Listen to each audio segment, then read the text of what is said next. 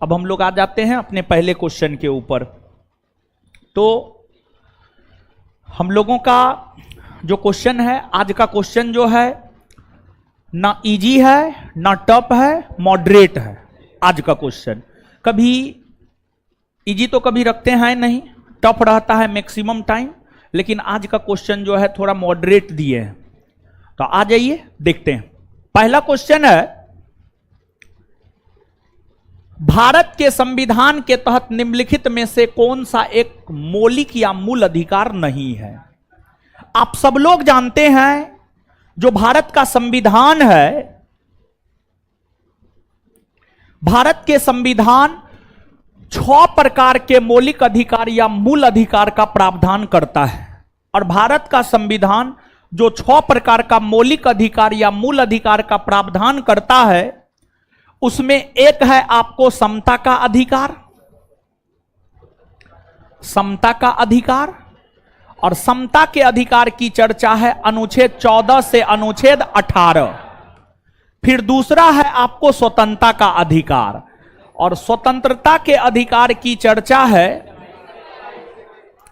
अनुच्छेद 19 से 22, अनुच्छेद 19 से 22।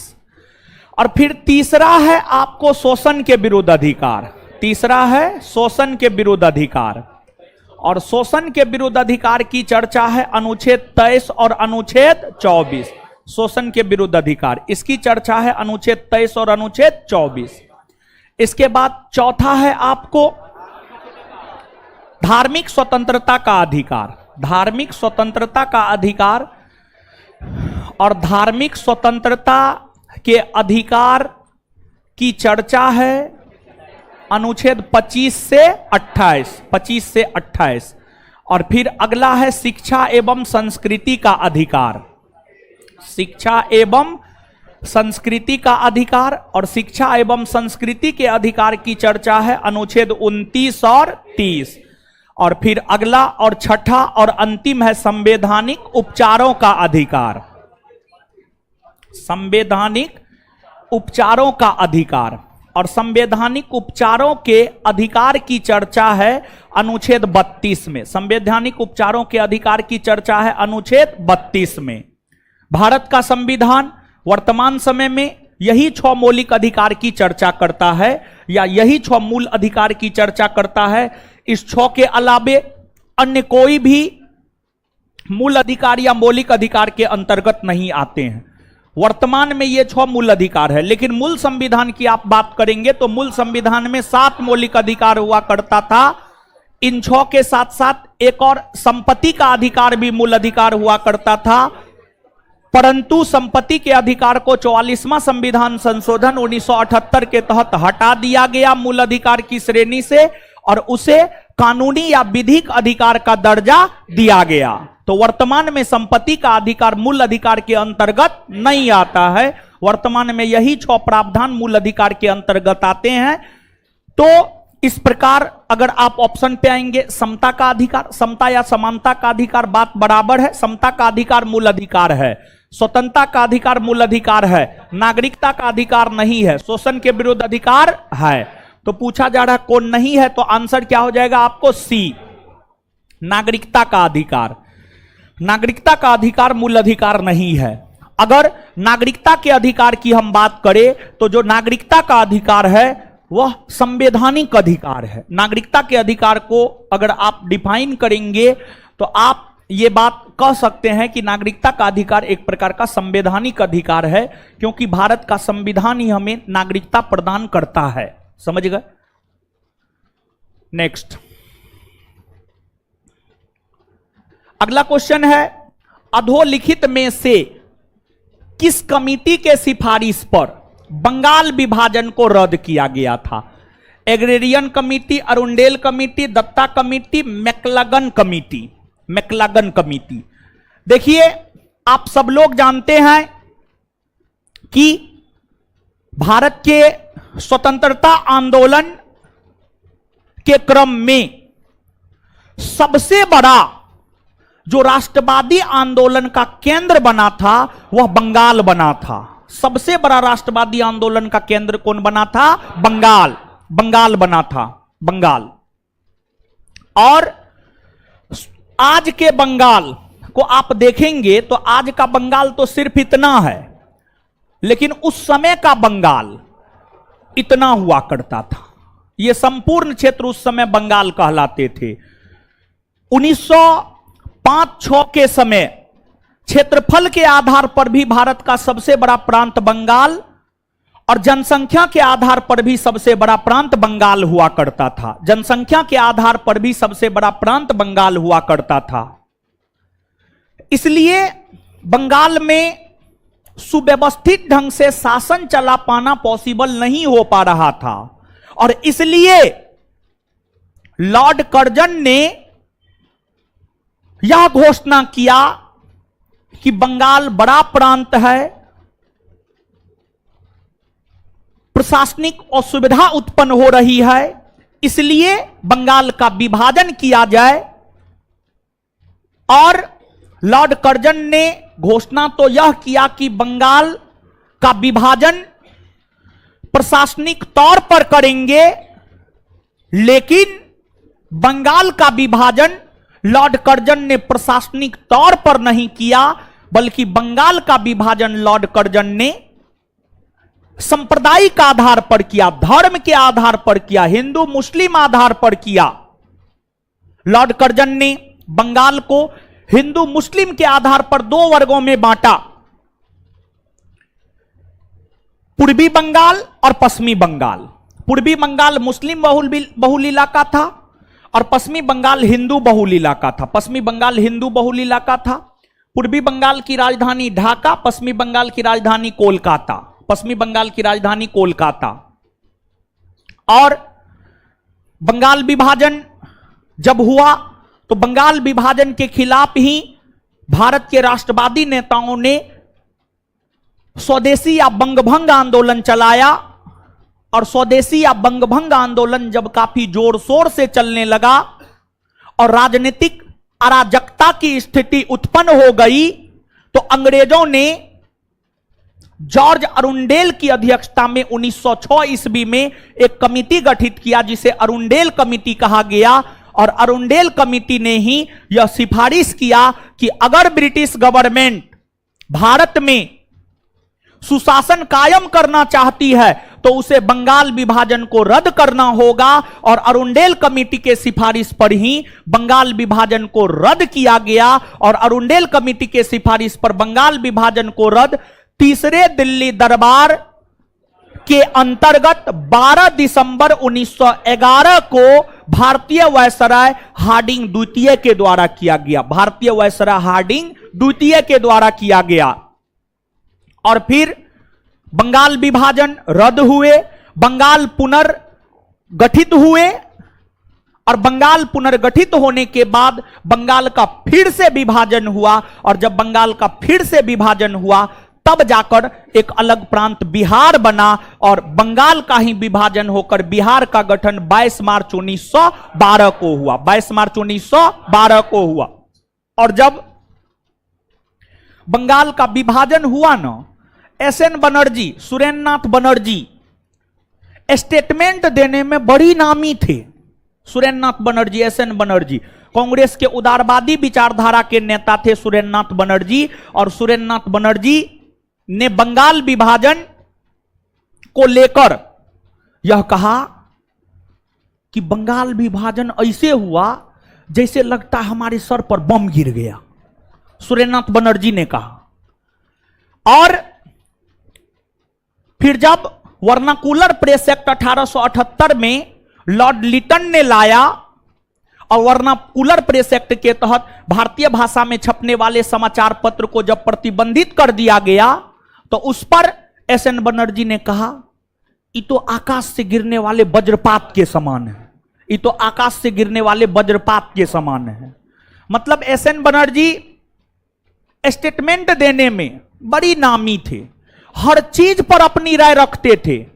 और स्वतंत्र और एक सच्चे नागरिक का कर्तव्य है उसको हर चीज पर अपनी राय रखनी चाहिए।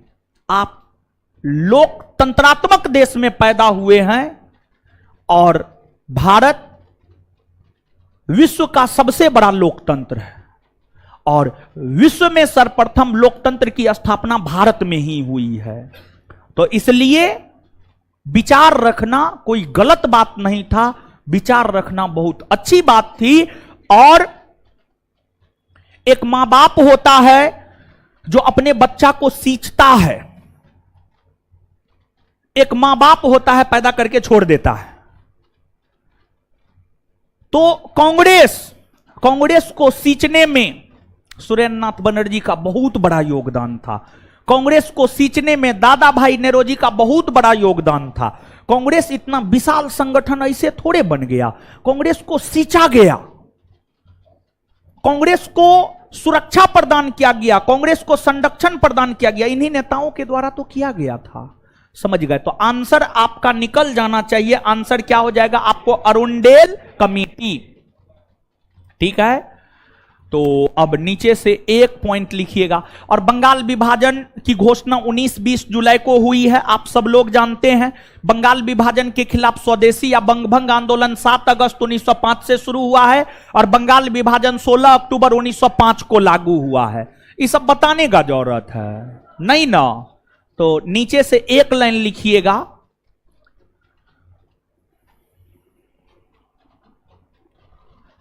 बंगाल विभाजन की आलोचना करते हुए सुरेंद्र नाथ बनर्जी ने यह कहा कि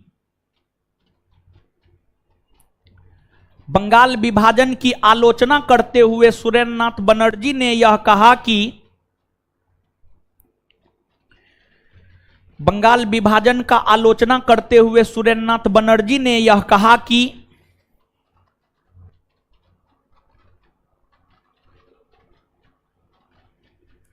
बंगाल का विभाजन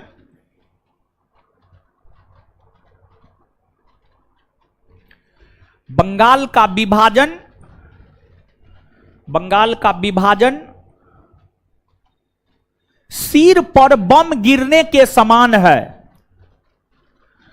बंगाल का विभाजन सिर पर बम गिरने के समान है।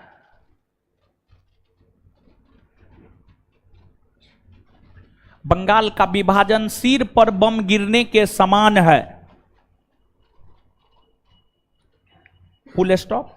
अगला पॉइंट, बंगाल विभाजन रद्द, बंगाल विभाजन को रद्द, बंगाल विभाजन को रद्द तीसरे दिल्ली दरबार,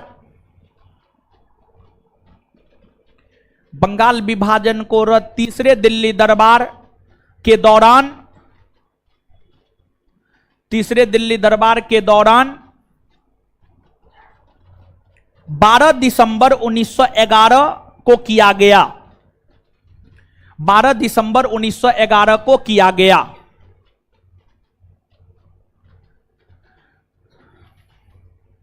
चलिए, अधोलिखित में से अरब सागर में गिरने वाली प्रायद्वीपीय भारत की सबसे लंबी नदी कौन है? देखिए, भारत की नदी को हम लोग दो भाग में बांटकर पढ़ते हैं। एक हिमालय की नदियां जैसे गंगा, यमुना, सिंधु, सतलज, ब्रह्मपुत्र, और एक प्रायद्वीपीय भारत की नदियां मतलब दक्षिण भारत की नदियां गोदावरी, कृष्णा, कावेरी, नर्मदा, ताप्ती, साबरमती, लूनी, वेगई, वैतरनी, वैतरना, स्वर्णरेखा, दामोदर, महानदी इत्यादि। जो प्रायद्वीपीय भारत या दक्षिण भारत की नदियां हैं, प्रायद्वीपीय भारत की कुछ नदियां अपना जल बंगाल की खाड़ी में गिराती है, इधर बंगाल का खाड़ी है, और प्रायद्वीपीय भारत की कुछ नदियां अपना जल अरब सागर में गिराती है, इधर अरब सागर है। जैसे कुछ प्रमुख नदी का नाम हम आपके साथ ले रहे हैं। प्रायद्वीपीय भारत की नदियों में गोदावरी नदी महाराष्ट्र के नासिक के त्रयंबक पहाड़ी से निकलती है और यह नदी महाराष्ट्र में बहने के बाद तेलंगाना में बहती हुई, आंध्र प्रदेश में बहती हुई अपना जल बंगाल की खाड़ी में गिराती है। तो जो गोदावरी नदी है,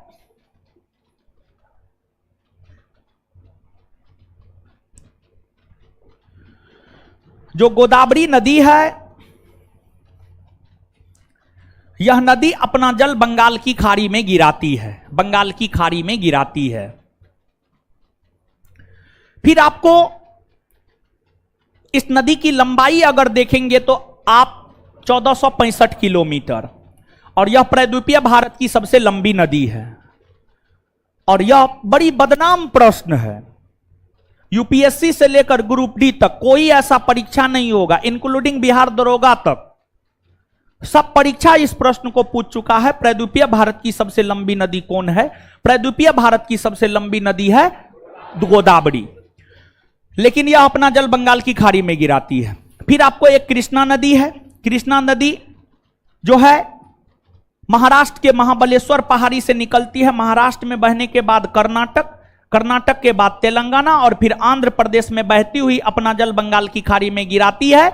और इस नदी की लंबाई है 1400 किलोमीटर। कृष्णा नदी की लंबाई है 1400 किलोमीटर, और कुछ स्रोत के अनुसार कृष्णा नदी की लंबाई 1401 किलोमीटर और कुछ स्रोत 1402 किलोमीटर देता है, तो इस चक्कर में नहीं पड़ना है। इसके बाद आपको कावेरी है, कर्नाटक के ब्रह्मगिरी पहाड़ी से निकलती है, कर्नाटक में बहने के बाद तमिलनाडु में प्रवेश करती है, तमिलनाडु में बहती हुई अपना जल बंगाल की खाड़ी में गिराती है। और कावेरी नदी की लंबाई है 800 किलोमीटर, 800 किलोमीटर। तो ये प्रायद्वीपीय भारत की प्रमुख नदियां हैं जो अपना जल बंगाल की खाड़ी में गिराती है। वहीं नर्मदा और ताप्ती जैसी प्रायद्वीपीय भारत की नदियां अपना जल अरब सागर में गिराती है। नर्मदा मध्य प्रदेश के अमरकंटक पहाड़ी से निकलती है, अपने उद्गम से पश्चिम की ओर बहती हुई गुजरात के तट पर अपना जल खंभात की खाड़ी में गिराती है, और खंभात का खाड़ी अरब सागर का हिस्सा है। अर्थात नर्मदा नदी अपना जल गिराती है खंभात की खाड़ी अर्थात अरब सागर में। और इस नर्मदा नदी की लंबाई है आपको 1312 किलोमीटर। इस नर्मदा नदी की लंबाई कितना है आपको? 1312 किलोमीटर, 1312 किलोमीटर। फिर आपको ताप्ती, ताप्ती नदी की बात करें, सतपुड़ा पहाड़ी से निकलती है, अपने उद्गम से पश्चिम की ओर बहती हुई यह भी अपना जल खंभात की खाड़ी में गिराती है, और खंभात का खाड़ी अरब सागर का हिस्सा है अर्थात अरब सागर में गिराती है। और यह जो ताप्ती नदी है इसकी लंबाई है आपको 724 किलोमीटर, 724 किलोमीटर। फिर आपको ऑप्शन में एक लूनी है। अगर लूनी की आप बात करेंगे तो जो लूनी नदी है, लूनी नदी अरावली पहाड़ी से निकलती है, और लूनी नदी जो है आपको कच्छ के रण में लुप्त हो जाती है। इसकी लंबाई 320 किलोमीटर है। यह नदी समुद्र तक पहुंच ही नहीं पाती है, यह नदी जो है आपको समुद्र तक पहुंच ही नहीं पाती है। तो लूनी तो ऑप्शन में होगा नहीं, और लूनी की लंबाई 320 किलोमीटर है। तो आप यहां पर देख सकते हैं कि नर्मदा अरब सागर में जल गिराती है 1312 किलोमीटर, ताप्ती अरब सागर में जल गिराती है 724 किलोमीटर लंबाई है, गोदावरी बंगाल की खाड़ी में जल गिराती है, लंबाई 1465 किलोमीटर, कृष्णा नदी बंगाल की खाड़ी में जल गिराती है, लंबाई 1400 किलोमीटर, कावेरी नदी बंगाल की खाड़ी में जल गिराती है, लंबाई 800 किलोमीटर। तो अब आप स्वयं डिसाइड कीजिए, यहां पर आप स्वयं बताइए प्रायद्वीपीय भारत की नदियों में कौन ऐसी नदी है जिसकी लंबाई सबसे अधिक है, जो बंगाल की खाड़ी में जल गिराती है? तो आंसर हो जाएगा गोदावरी।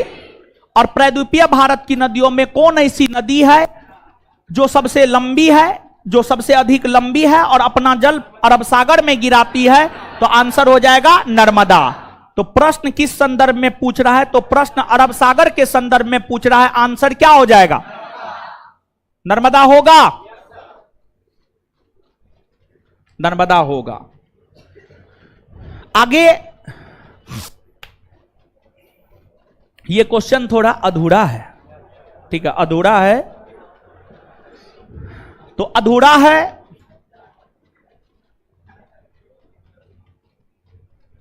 तो क्या कीजिएगा? छोड़ दीजिए, छोड़ दीजिए, अधूरा है, स्किप मारिए। हाँ,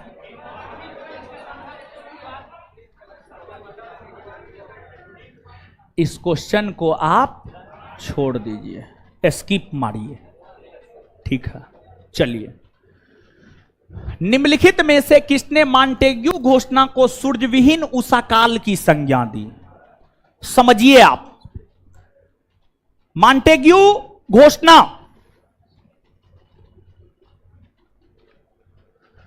20 अगस्त 1917 ईस्वी को आया है। लॉर्ड मॉन्टेग्यू भारत सचिव के पद पर थे।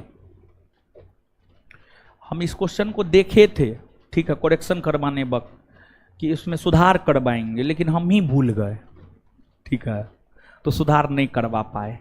अभी याद आया, राते में देखे थे क्वेश्चन, सोचे दिन में करवा लेंगे, दिन में याद ही नहीं रहा। 20 अगस्त 1947 को मॉन्टेग्यू घोषणा आया था। क्वेश्चन नंबर 4 के विषय में बोल रहे थे हम, ठीक है। 20 अगस्त 1917 को मॉन्टेग्यू घोषणा आया। लॉर्ड मॉन्टेग्यू भारत सचिव के पद पर हुआ करते थे। और मॉन्टेग्यू घोषणा क्यों आया जानते हैं? देखिए, कोई भी घटना घटित होता है उसके पीछे कोई ना कोई कारण जरूर होता है। बिना किसी कारण का कुछ नहीं होता है। अगर आप यहां पर अभी आए तो इसके पीछे भी कारण है। अगर हम आपको पढ़ा रहे हैं तो इसके पीछे भी कारण है। हर चीज के पीछे कुछ ना कुछ कारण है। तो मॉन्टेग्यू घोषणा के पीछे भी कारण है। 1917 से पहले 1916 में याद कीजिए, होम रूल लीग आंदोलन हो रहा था। तिलक और Shrimati Annie Besant home rule league आंदोलन चलाने का काम कर रहे थे और कर रही थी। और होम रूल लीग आंदोलन का लक्ष्य था भारत को स्वराज्य दिलवाना, भारत को स्वराज्य दिलवाना, भारत को स्वराज्य दिलवाना, भारत में स्वशासन की स्थापना करना, भारत में भारतीयों के शासन की स्थापना करना। और 1916 में चलने वाले होम रूल लीग आंदोलन बहुत अधिक लोकप्रिय हुआ। 1916 में चलने वाले होम रूल लीग आंदोलन बहुत अधिक लोकप्रिय हुआ। उस होम रूल लीग आंदोलन की लोकप्रियता को देखते हुए अंग्रेजी सरकार घबरा गई और अंग्रेजी सरकार ने एक लॉलीपॉप छोड़ा भारतीयों के लिए कि कुछ भारतीय शांत हो जाए और कांग्रेस दो भागों में फिर से बंट जाए। अंग्रेजों को कांग्रेस का कमजोरी पता था। कांग्रेस में इस समय तक दो विचारधारा के लोग थे, उदारवादी और उग्रवादी।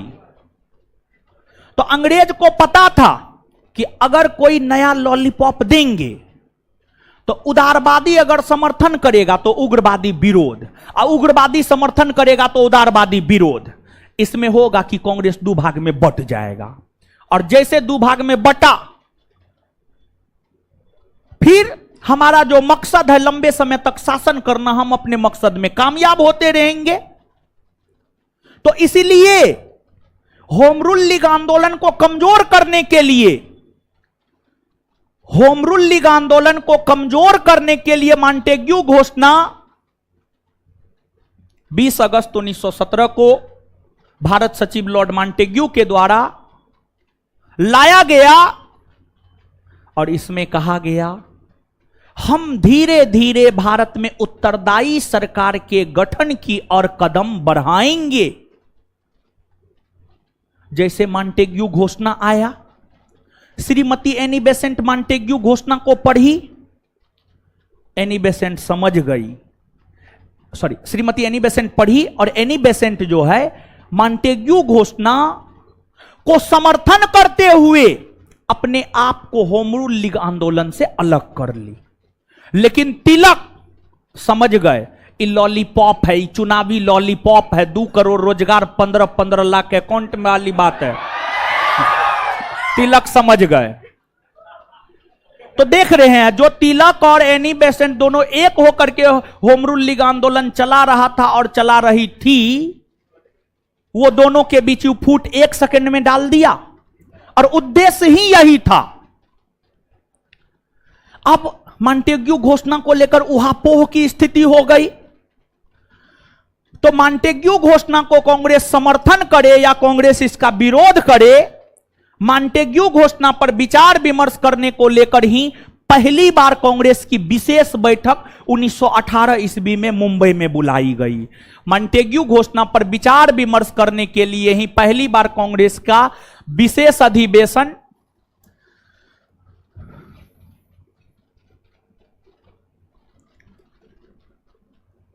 मुंबई में बुलाया गया और इस अधिवेशन की अध्यक्षता आपको हसन इमाम ने किया, हसन इमाम ने। और जब यह अधिवेशन शुरू हुआ तो मॉन्टेग्यू घोषणा को रखा गया। तो कांग्रेस के जो उदारवादी नेता थे जैसे एसएन बनर्जी, दादा भाई नेरोजी, जैसे कांग्रेस के जो उदारवादी नेता थे, कांग्रेस के उदारवादी नेताओं ने मॉन्टेग्यू घोषणा का समर्थन किया। उदारवादी नेता ने मॉन्टेग्यू घोषणा का समर्थन किया और कांग्रेस के उदारवादी नेता ने मॉन्टेग्यू घोषणा का समर्थन करते हुए इसे भारत के लिए मैग्ना कार्टा बतलाया, भारत के लिए मैग्ना कार्टा महाधिकार पत्र बतलाया। वही कांग्रेस के जो उग्रवादी नेता थे उसने इसका विरोध किया, उसने इसका विरोध किया और विरोध करते हुए मॉन्टेग्यू घोषणा को सूर्यविहीन उषाकाल की संज्ञा दी।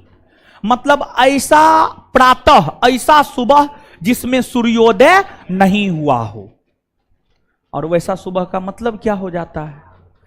जिस सुबह में सूर्योदय ही ना हुआ हो उस सुबह का कोई मतलब नहीं रह जाता है।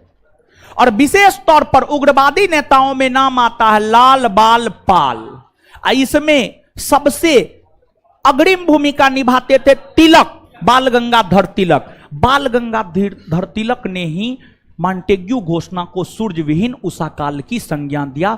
अगर स्पेसिफिक वे में पूछेगा तो आंसर हो जाएगा बाल गंगाधर तिलक, और अगर विचारधारा के संदर्भ में पूछेगा तो आंसर हो जाएगा उग्रवादी, उग्रवादी। तो यहां पर स्पेसिफिक वे में प्रश्न पूछा जा रहा है, मतलब आंसर क्या हो जाएगा? बाल गंगाधर तिलक। और जानते हैं इसको लेकर कांग्रेस दूसरी बार विभाजित हुआ है। मॉन्टेग्यू घोषणा को लेकर कांग्रेस दूसरी बार विभाजित हुआ है। और फिर एसएन बनर्जी को लगा कि अब उनका कांग्रेस में कोई महत्व नहीं है। एसएन बनर्जी कांग्रेस से अपने आप को अलग कर लिए और एसएन बनर्जी यानी सुरेंद्रनाथ बनर्जी ने अपने आप को कांग्रेस से अलग कर लिया। और एसएन बनर्जी ने 1918 में भारतीय उदारवादी संघ की स्थापना की, भारतीय उदारवादी संघ की स्थापना की। समझ गए? तो नीचे से एक पॉइंट लिखिएगा,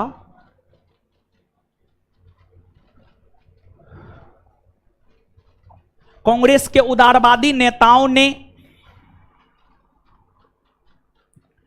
कांग्रेस के उदारवादी नेताओं ने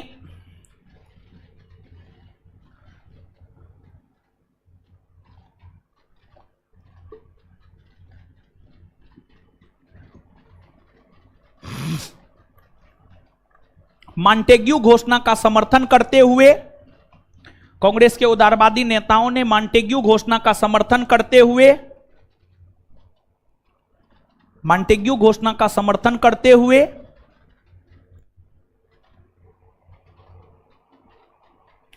इसे भारत के लिए मैग्ना कार्टा बतलाया, इसे भारत के लिए मैग्ना कार्टा बतलाया, इसे भारत के लिए मैग्ना कार्टा बतलाया। Full stop. मॉन्टेग्यू घोषणा को लेकर ही वर्ष 1918 में कांग्रेस में दूसरी बार विभाजन हुआ था। पहली बार विभाजन 1907 में, दूसरी बार 1918 में। मॉन्टेग्यू घोषणा को लेकर ही कांग्रेस में दूसरी बार विभाजन 1918 में हुआ था। मॉन्टेग्यू घोषणा को लेकर ही कांग्रेस में दूसरी बार विभाजन 1918 में हुआ था। मॉन्टेग्यू घोषणा को लेकर ही कांग्रेस में दूसरी बार विभाजन 1918 ईस्वी में हुआ था। मॉन्टेग्यू घोषणा को लेकर ही कांग्रेस में दूसरी बार विभाजन 1918 ईस्वी में हुआ था। विश्व की सबसे तीव्र ढाल वाली चोटी निम्न में से कौन है? मतलब कौन चोटी है जहां ऊपरी शिखर पर कोई वस्तु रखा जाए तो तुरंत सड़क के नीचे आ जाए? समझ गए? राकापोसी है। कौन है? राकापोसी। राकापोसी। राकापोसी। इसके बाद काराकोरम है। ट्रांस हिमालय के अंतर्गत काराकोरम पर्वत श्रेणी आता है और काराकोरम पर्वत श्रेणी में ही, काराकोरम पर्वत श्रेणी का विस्तार ऐसे लद्दाख में है और काराकोरम पर्वत श्रेणी में ही K2 या गार्डविन ऑस्टिन है, जो कि भारत की सबसे ऊंची पर्वत चोटी है। माउंट एवरेस्ट विश्व की सबसे ऊंची पर्वत चोटी है। एल्ब्रूस यूरोप महादेश की सबसे ऊंची पर्वत चोटी है। एल्ब्रूस यूरोप महादेश की सबसे ऊंची पर्वत चोटी है। इसकी ऊंचाई है 5642 मीटर। और माउंट एवरेस्ट विश्व की सबसे ऊंची चोटी है। इसकी ऊंचाई है 8848 मीटर। और कुछ स्रोत यह बतलाता है कि इसके ऊंचाई में 2 मीटर की वृद्धि हुई है। अगर आप उस वृद्धि को काउंट करके चलेंगे तो 8850 मीटर। और काराकोरम के अंतर्गत जो भारत की सबसे ऊंची चोटी K2 या गार्डविन ऑस्टिन है, इसकी ऊंचाई है 8611 मीटर, 8611 मीटर। हाय क्या हिमालय में भारत की सबसे ऊंची चोटी, तब कंचनजंगा हो जाएगा।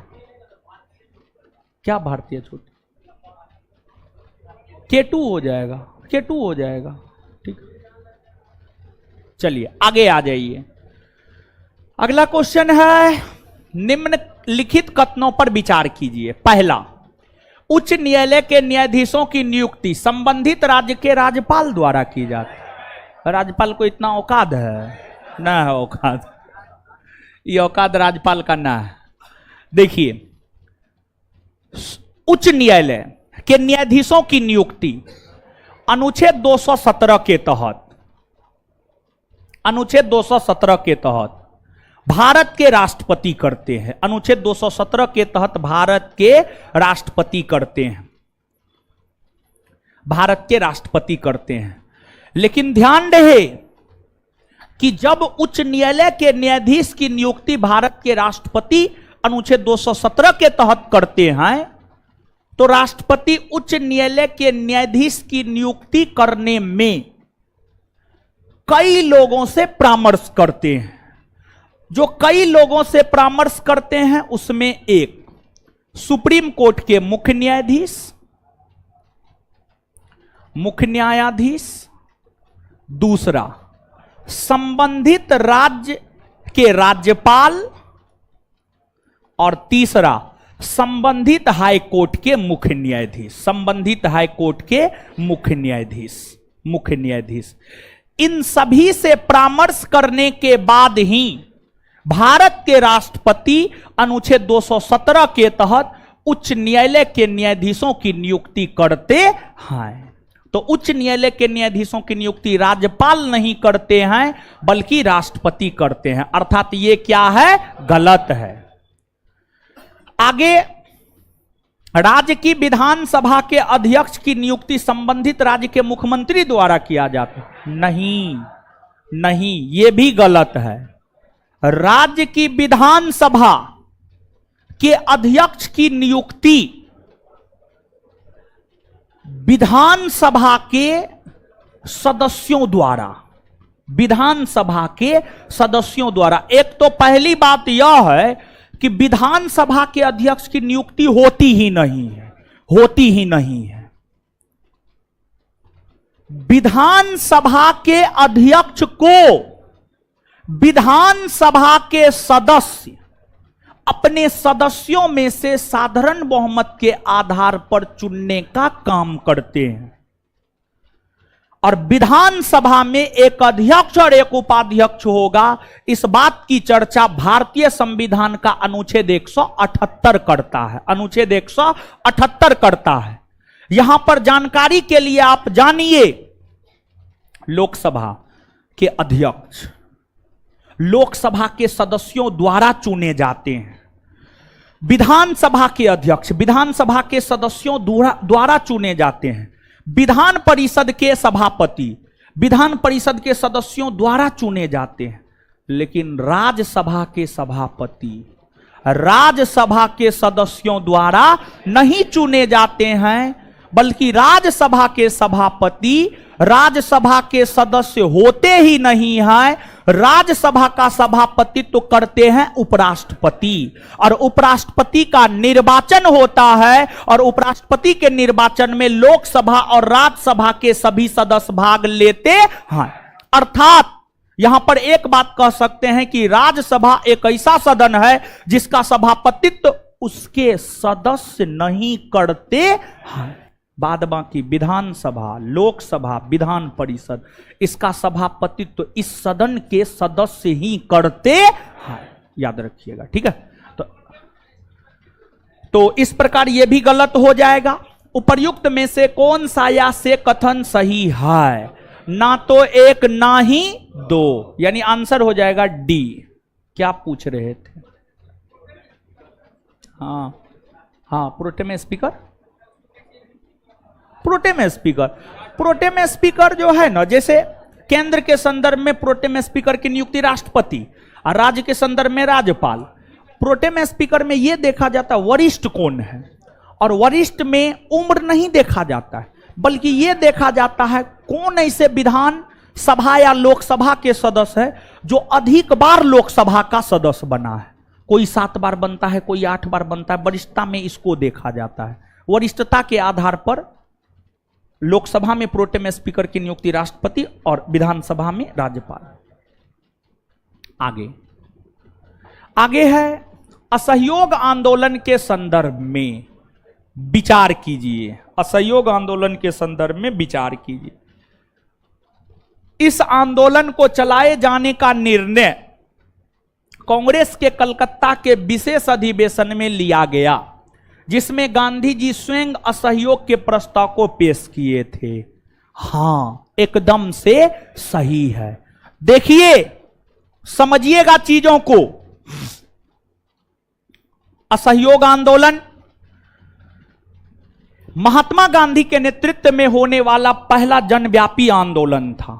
इस आंदोलन की शुरुआत 1 अगस्त 1920 को हुआ, लेकिन संयोग देखिए, जिस तिथि को यह आंदोलन शुरू हुआ उसी तिथि को बाल गंगाधर तिलक का निधन हो गया, और इस आंदोलन को शुरू करने में बाल गंगाधर तिलक का बहुत बड़ा योगदान था। और बाल गंगाधर तिलक को सम्मान देने के लिए महात्मा गांधी ने तिलक स्वराज फंड का गठन किया था। तिलक स्वराज फंड का गठन किया था। यह आंदोलन शुरू तो हो गया, लेकिन कांग्रेस में एकता नहीं थी। कुछ कांग्रेसी इस आंदोलन को समर्थन दे रहे थे और कुछ कांग्रेसी समर्थन नहीं दे रहे थे। और गांधी जी यह चाहते थे कि सभी कांग्रेसी इस आंदोलन को समर्थन प्रदान करें, और फिर इस आंदोलन को सभी कांग्रेसी समर्थन प्रदान करें।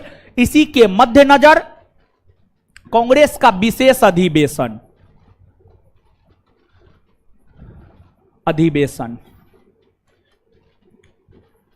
सितंबर 1920 में कोलकाता में बुलाया गया। सितंबर 1920 में कोलकाता में बुलाया गया, और इस अधिवेशन की अध्यक्षता किए थे लाला लाजपत राय। लाला लाजपत राय। इस अधिवेशन के दौरान महात्मा गांधी ने स्वयं असहयोग के प्रस्ताव को पेश किया, लेकिन इस अधिवेशन के दौरान जब गांधी जी असहयोग के प्रस्ताव को पेश किया तो उसका विरोध चित्तरंजन दास और मोतीलाल नेहरू ने किया। ये दोनों भी असहयोग आंदोलन के समर्थन में नहीं थे। अर्थात असहयोग आंदोलन चलाए जाने को लेकर कांग्रेस 1920 के कलकत्ता के विशेष अधिवेशन में प्रस्ताव पारित नहीं कर सका। इसके बाद महात्मा गांधी ने चित्तरंजन दास और मोतीलाल नेहरू को मना लिया कि न, आप दोनों समर्थन दीजिए। और फिर कांग्रेस का वार्षिक अधिवेशन 1920 में नागपुर में हुआ और नागपुर में हो रहे कांग्रेस के वार्षिक अधिवेशन की अध्यक्षता वीर राघवाचारी कर रहे थे और इस अधिवेशन के दौरान असहयोग का प्रस्ताव सीआर दास ने रखा, चित्तरंजन दास ने रखा और कांग्रेस ने अपने इसी अधिवेशन में असहयोग आंदोलन चलाए जाने के प्रस्ताव को सर्वसहमति से पारित कर दिया और फिर असहयोग आंदोलन महात्मा गांधी के नेतृत्व में जोर शोर से चलने लगा। और जब महात्मा गांधी के नेतृत्व में जोर शोर से आंदोलन चलने लगे तो गांधी जी ने इस आंदोलन के दौरान अंग्रेजों से असहयोग करने की नीति की घोषणा करी और गांधी जी ने यह कहा कि भारत के लोग विदेशी वस्तुओं का बहिष्कार करें, विदेशी वस्त्रों का होलिका दहन करें। और गांधी जी के कहने पर इस आंदोलन के दौरान विदेशी वस्तुओं का बहिष्कार होने लगा, विदेशी वस्त्रों को जलाया जाने लगा। और जब इस आंदोलन के दौरान विदेशी वस्त्रों को जलाया जाने लगा तो इसे रविन्द्रनाथ टैगोर ने निष्ठुर बर्बादी की संज्ञा दी और गांधी जी के आह्वान पर जब भारतीयों ने विदेशी वस्तुओं का बहिष्कार किया तो फिर इससे हुआ यह कि अंग्रेजों का व्यापार कम होने लगा, अंग्रेजों का व्यापार कम होने लगा तो खुन्नस तो होगा ही। और फिर अंग्रेज ने असहयोग आंदोलन के आंदोलनकारियों पर दमनात्मक कार्रवाई करना शुरू किया और उस दमनात्मक कार्रवाई से महात्मा गांधी काफी आहत हुए क्योंकि गांधी जी के साथ असहयोग आंदोलन कर रहे जो आंदोलनकारी थे वे सत्य और अहिंसा के मार्ग पर चल रहे थे और इस मार्ग पर चलने के बावजूद भी आंदोलनकारियों को काफी प्रताड़ित किया जा रहा था। इससे गांधी जी काफी आहत हुए और फिर गांधी जी ने इस आंदोलन के दौरान ही अंग्रेजों के द्वारा दिए गए तमाम प्रकार की उपाधियां, पदवी, उपहार सब अंग्रेजों को वापस लौटा दिया, सब अंग्रेजों को वापस लौटा दिया। तो हम कह सकते हैं कि 1 नंबर भी सही है और 2 नंबर भी सही है। आंसर हो जाएगा सी, 1 और 2 दोनों। ठीक है, आगे निम्नलिखित युग्मों पर विचार कीजिए। द्वीप और अवस्थिति, पीरम द्वीप, काठियावाड़ द्वीप, गंगा सागर द्वीप, हुगली नदी के मुहाने, क्रोकोडाइल द्वीप, अरब सागर, पंबन द्वीप, मन्नार की खाड़ी। कौन सा युग्म सही सुमेलित है? पीरम द्वीप। आए तो यार ना है मानचित्र तो हम बनाएंगे, ठीक है, बनाने तो होता है नहीं, आए नहीं बनाने होता, पीछे आ जाते हैं। हाँ आ गया, चलिए देखिए, पीरम द्वीप है, क्रोकोडाइल द्वीप है, पंबन द्वीप है और गंगा सागर द्वीप है। पीरम द्वीप की अगर हम बात करें तो गुजरात का यह काठियावाड़ प्रायद्वीप है। गुजरात के काठियावाड़ प्रायद्वीप में ही पीरम द्वीप है, पीरम द्वीप है। तो पीरम द्वीप का संबंध गुजरात के काठियावाड़ प्रायद्वीप से है, अर्थात वो सही है। फिर गंगा सागर द्वीप है। गंगा सागर द्वीप की अगर आप बात करेंगे तो बंगाल की खाड़ी में हुगली नदी के मुहाने पर यहां पर जो है गंगा सागर द्वीप है, न्यूमूर द्वीप है, वो भी सही है। और फिर पंबन द्वीप और क्रोकोडाइल द्वीप की बात करेंगे ना, तमिलनाडु और श्रीलंका के बीच में यहां पर मन्नार की खाड़ी है। तमिलनाडु और श्रीलंका के बीच में यहां पर मन्नार की खाड़ी है और इस मन्नार की खाड़ी में ही क्रोकोडाइल द्वीप और पंबन द्वीप दोनों है। तो पीरम द्वीप का संबंध काठियावाड़ द्वीप से है गंगा सागर द्वीप का संबंध हुगली नदी के मुहाने से है।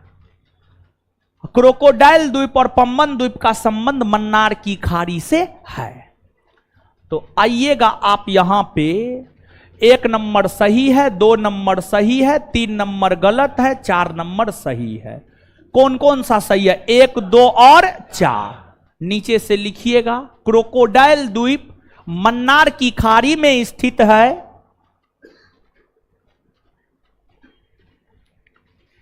क्रोकोडाइल द्वीप मन्नार की खाड़ी में स्थित है। Full stop. तमिलनाडु और श्रीलंका के बीच स्थित खाड़ी ही मन्नार की खाड़ी कहलाती है। तमिलनाडु और श्रीलंका के बीच स्थित खाड़ी ही मन्नार की खाड़ी कहलाती है। तमिलनाडु और श्रीलंका के बीच स्थित खाड़ी ही मन्नार की खाड़ी कहलाती है।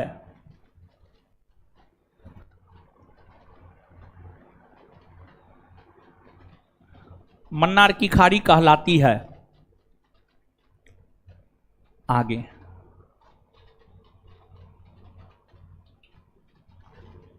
संसद के संदर्भ में साइन डाय शब्द निर्दिष्ट करता है। साइन डाय शब्द किसे निर्दिष्ट करता है समझिएगा। देखिए एग्जाम्पल के तौर पर इस शब्द को हम लोग समझते हैं।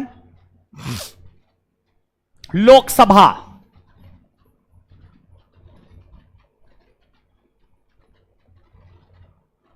का सत्र चल रहा है। सत्र चल रहा है मतलब लोकसभा काम कर रहा है। और लोकसभा का जब सत्र चल रहा होता है तो लोकसभा के अध्यक्ष उसकी अध्यक्षता कर रहे होते हैं।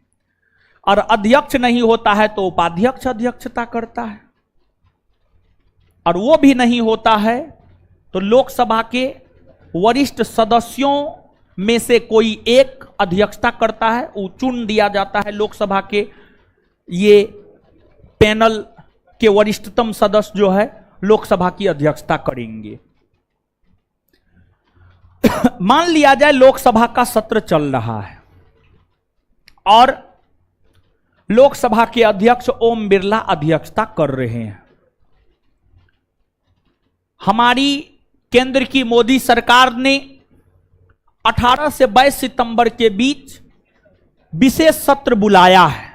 और मान लिया जाए कि विशेष सत्र 18 सितंबर को शुरू हुआ और ओम बिरला लोकसभा की अध्यक्षता कर रहे हैं। कांग्रेस तथा विपक्षी दलों ने या इंडिया गठबंधन ने उस विशेष सत्र के दौरान अडानी का मुद्दा उठाया, जिस पर केंद्र की मोदी सरकार चुप्पी साधी हुई है। मणिपुर का मुद्दा उठाया जिस पर केंद्र की मोदी सरकार चुप्पी साधी हुई है। अगर मान लिया जाए ये सब मुद्दा उठता है तो फिर क्या होगा जानते हैं? ये सब मुद्दा उठेगा तो बीजेपी के लोग ही लोकसभा चलने ही नहीं देंगे। बीजेपी के एमपी ही लोकसभा नहीं चलने देंगे। और जब लोकसभा चल रहा हो, काफी हंगामा हो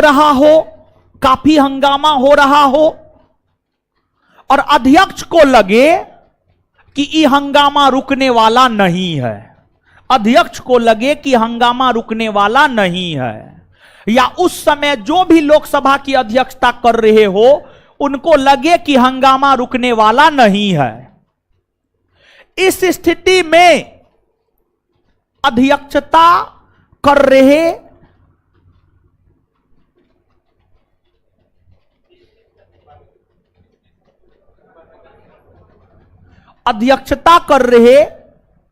अध्यक्ष के द्वारा लोकसभा को अनिश्चित काल के लिए स्थगित कर दिया जाता। अनिश्चित काल के लिए मतलब ये नहीं कहा जाता है कि 2 घंटा के बाद फिर होगा, अगला दिन फिर होगा, नहीं, बल्कि अनिश्चित काल के लिए स्थगित कर दिया जाता है। और अगर अनिश्चित काल के लिए स्थगित कर दिया जाता है तो उसे ही या उसी के लिए जो है साइन डाई शब्द आता है, साइन डाई शब्द आता है। मतलब लोकसभा, राज्यसभा, विधानसभा, विधान परिषद, कोई भी सदन चल रहा, उसकी अध्यक्षता या सभापतित्व जो भी कर रहा, वो अनिश्चित काल के लिए जो सदन को स्थगित कर देता है उसी को साइन डाई कहा जाता है, उसी को साइन डाई कहा जाता। अरे ये भेज कौन रहा है, पता करो ना यार, भेज कौन रहा है? दिमाग नहीं है ओकरा है? चलिए कुछ समझे हैं? दिमाग में घुसा है?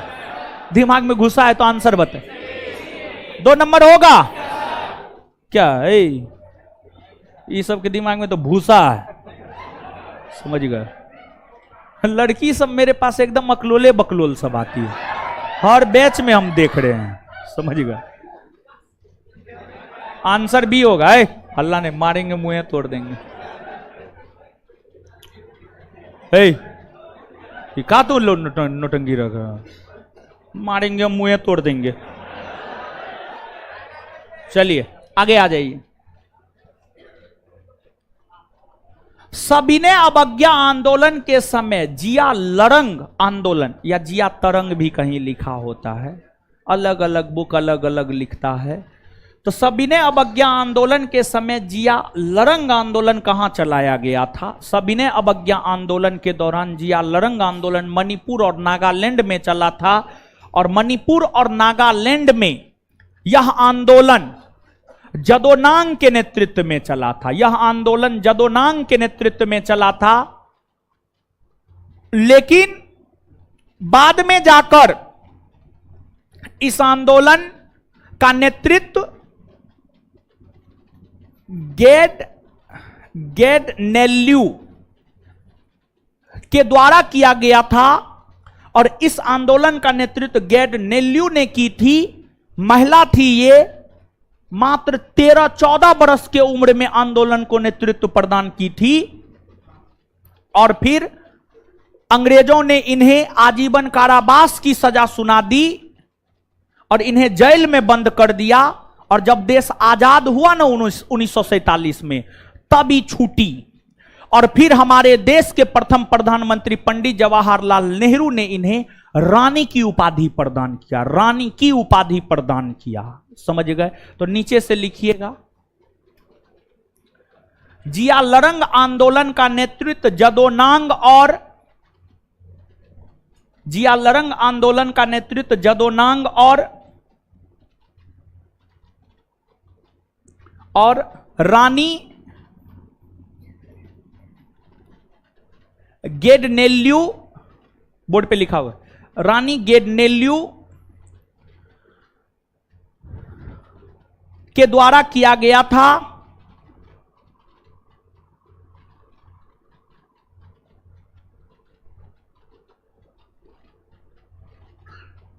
Full stop. गेडनेल्यू को रानी की उपाधि पंडित जवाहरलाल नेहरू ने दी थी। गेडनेल्यू को रानी की उपाधि पंडित जवाहरलाल नेहरू ने दी थी। गेडनेल्यू को रानी की उपाधि पंडित जवाहरलाल नेहरू ने दी थी, ने दिया था, सॉरी। गेडनेल्यू को रानी की उपाधि पंडित जवाहरलाल नेहरू ने दिया था। नेक्स्ट, पर्वतीय मिट्टी के संबंध में सही कथन का चयन कीजिए। एक तो सीधा सीधा आप ये समझिए कि देखिए, पर्वतीय मिट्टी नाम से स्पष्ट है। पर्वतीय मिट्टी पर्वतीय क्षेत्रों में पाई जाती है, पर्वतीय क्षेत्रों में पाई जाती है, हिमालयी क्षेत्र में पाई जाती है, पश्चिमी घाट पर्वत श्रेणी में पाई जाती है, पूर्वी घाट पर्वत श्रेणी में पाई जाती है। इस मिट्टी में जीवाश्म की अधिकता होती है, नाइट्रोजन फास्फोरस चूना की कमी होती है, और यह मिट्टी चाय कहवा मसाला के उत्पादन के लिए उपयुक्त होता है। यह बजरी युक्त मिट्टी नहीं होती है, बल्कि जो मरुस्थलीय मिट्टी होता है वह बजरी युक्त मिट्टी होती है। बजरी युक्त मिट्टी कहने का मतलब हुआ मिट्टी में बालू कंकर पत्थर, मिट्टी में बालू कंकर पत्थर। तो जो मरुस्थलीय मिट्टी होती है वह बजरी युक्त मिट्टी होती है, ना कि पर्वतीय मिट्टी बजरी युक्त मिट्टी होती है। तो पर्वतीय मिट्टी के संबंध में सही कथन चयन कीजिए। इस मिट्टी में जीवाश्म की अधिकता होती है। हाँ, यह मिट्टी चाय कहवा व मसालों के उत्पादन के लिए उपयुक्त है। हाँ, यह बजरी युक्त मिट्टी है। नहीं, मरुस्थलीय मिट्टी बजरी युक्त मिट्टी होती है। ठीक है, इसमें फास्फोरस और चूना की कमी होती है। हाँ, समझ गए। यहां पर सही नहीं, गलत कथन का चयन कीजिए, गलत कथन का चयन कीजिए। ठीक है, थोड़ा सुधार लीजिए, गलत कथन का चयन करें तब आंसर क्या हो जाएगा? सी। सी। नेक्स्ट, संयुक्त अधिवेशन सर्वप्रथम कब आहूत की गई थी? देखिए, ध्यान दीजिएगा, आप सब लोग जानते हैं कानून के निर्माण को लेकर सबसे पहले विधेयक लाया जाता है, विधेयक संसद के सदनों में लाया जाता है। मान लिया जाए कोई विधेयक लोकसभा में आया, लोकसभा में आएगा तो लोकसभा पारित करेगा, लोकसभा जब पारित कर देता है तो विधेयक राज्यसभा जाता है। मान लिया जाए विधेयक राज्यसभा गया, राज्यसभा ने उसे अस्वीकार कर दिया, या राज्यसभा उसमें संशोधन किया जिससे लोकसभा सहमत नहीं हुआ, या राज्यसभा 6 माह तक विधेयक को अपने पास रख लिया। इन तीनों स्थितियों में यह माना जाता है उस विधेयक को लेकर संसद के दोनों सदनों में मतभेद हो गया, और फिर इस स्थिति में ही भारत के राष्ट्रपति अनुच्छेद 108 के तहत संयुक्त अधिवेशन बुलाते हैं। और संयुक्त अधिवेशन लोकसभा में बुलाया जाता है, और लोकसभा के नियम के तहत ही संयुक्त अधिवेशन का संचालन होता है।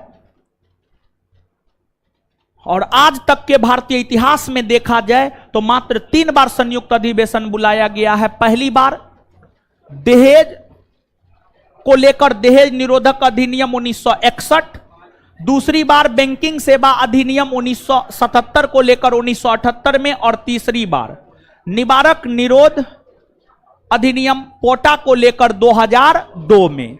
तो 3 बार संयुक्त अधिवेशन बुलाया गया है, 1961, 1978, 2002।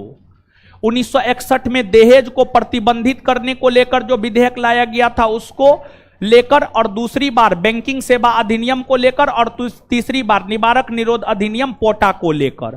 तो सर्वप्रथम कब आहूत हुई है? तो आंसर हो जाएगा ए, 1961। और ध्यान रहे कि संयुक्त अधिवेशन बुलाते राष्ट्रपति हैं, और इसकी अध्यक्षता करता लोकसभा का अध्यक्ष है। अगर वो नहीं होता है तो उपाध्यक्ष, और वो भी नहीं होता है तो राज्यसभा का उपसभापति, राज्यसभा का उपसभापति। आगे विचार कीजिए, गांधी जी ने 1932 में हरिजन कल्याण हेतु अखिल भारतीय छुआछूत विरोधी लीग की स्थापना की। हां, की थी, हां की थी। और देखिए, समझिए, गांधी जी का ध्यान हरिजन पर यानी दलितों पर, अछूतों पर 1932 में क्यों गया? इसके पीछे भी कारण है। कारण यह है कि देखिए, दलितों के साथ, हरिजनों के साथ उस समय यानी 1930-32 के समय काफी दुर्व्यवहार होता था। इसका सामना डॉक्टर भीमराव अंबेडकर साहब को भी करना पड़ा था, और उन्हीं सब बातों से डॉक्टर अंबेडकर साहब काफी चिंतित रहते थे, और डॉक्टर अंबेडकर ने दलितों को, अछूतों को, हरिजनों को अधिकार दिलवाने में अपना महत्वपूर्ण भूमिका अदा किया है। और आप सब लोग जानते हैं कि डॉक्टर अंबेडकर तीनों गोलमेज सम्मेलन में भाग लिए, और डॉक्टर अंबेडकर के वजह से ही हरिजनों के लिए, दलितों के लिए पृथक निर्वाचन की घोषणा की गई और दलितों को डॉक्टर अंबेडकर ने पृथक निर्वाचन का अधिकार दिलवाया। इससे दलितों का नेता उभरकर, दलितों के नेता के तौर पर उभरकर डॉक्टर अंबेडकर साहब सामने आ गए। यह बात गांधी जी को पचा नहीं। गांधी जी चाहते थे सबका नेता हम ही है, कोई दूसरा नेता नहीं हो, कोई दूसरा नेता नहीं हो, बल्कि मुसलमानों का नेता हम, हिंदुओं का नेता हम, पिछड़ों का नेता हम, दलितों का नेता हम, सिखों का नेता हम, ईसाइयों का नेता हम, सबका नेता हम ही बने। गांधी जी ऐसा चाहते थे, लेकिन गांधी जी ने हरिजनों को, दलितों को, अछूतों को कुछ दिलवाया नहीं। अंबेडकर साहब के कारण दलितों को पृथक निर्वाचन का अधिकार मिला, तो अब दलित, हरिजन, अछूत जो है अंबेडकर को अपना नेता मानने लगे। तो गांधी जी इसको काटने के लिए कि ना, अंबेडकर दलित का नेता न है, हम है दलित का नेता, इसलिए गांधी जी ने हरिजन कल्याण हेतु अखिल भारतीय छुआछूत विरोधी लीग की स्थापना 1932 में की, 1932 में की। और फिर हरिजन नामक पत्रिका भी उन्होंने निकाला और फिर उन्होंने हरिजन यात्रा भी शुरू किया। और गांधी जी 7 नवंबर 1933 से महाराष्ट्र के वर्धा से हरिजन यात्रा की शुरुआत की और गांधी जी पूरे भारत का भ्रमण किए, पूरे भारत का भ्रमण कीजिए, हजारों किलोमीटर तक गांधी जी यात्रा किए और गांधी जी का सभा लगता था। और जो उच्च वर्ग के हिंदू थे, गांधी जी के खिलाफ नारेबाजी करता था। इस दौरान गांधी जी का सभा नहीं होने देता था, गांधी जी का स्टेज तोड़ देता था। लेकिन फिर भी गांधी जी अपने तरफ से हर संभव यह प्रयास किए कि नहीं, दलितों का नेता भी हम ही है। लेकिन उस समय की जनता नहीं मानी और आज की जनता भी नहीं मानती है। हरिजन, दलित वर्ग के लोग अपना नेता डॉक्टर अंबेडकर को ही मानते हैं, गांधी को नहीं मानते हैं। और मानना भी चाहिए अंबेडकर को ही, क्योंकि अंबेडकर साहब ने ही उन्हें अधिकार दिलाया है। गांधी जी थोड़े अधिकार दिलाए, नहीं दिलाए, समझ गए? तो ये चीज है। तो आइएगा, सही है 1 नंबर, 2 नंबर भी सही है, 3 नंबर गलत है। बारदौली नहीं बल्कि वर्धा, नीचे से लिखिए। गांधी जी ने हरिजन यात्रा 7 नवंबर 1933 से, गांधी जी ने हरिजन यात्रा 7 नवंबर 1933 से, गांधी जी ने हरिजन यात्रा 7 नवंबर 1933 से महाराष्ट्र के वर्धा से शुरू किया।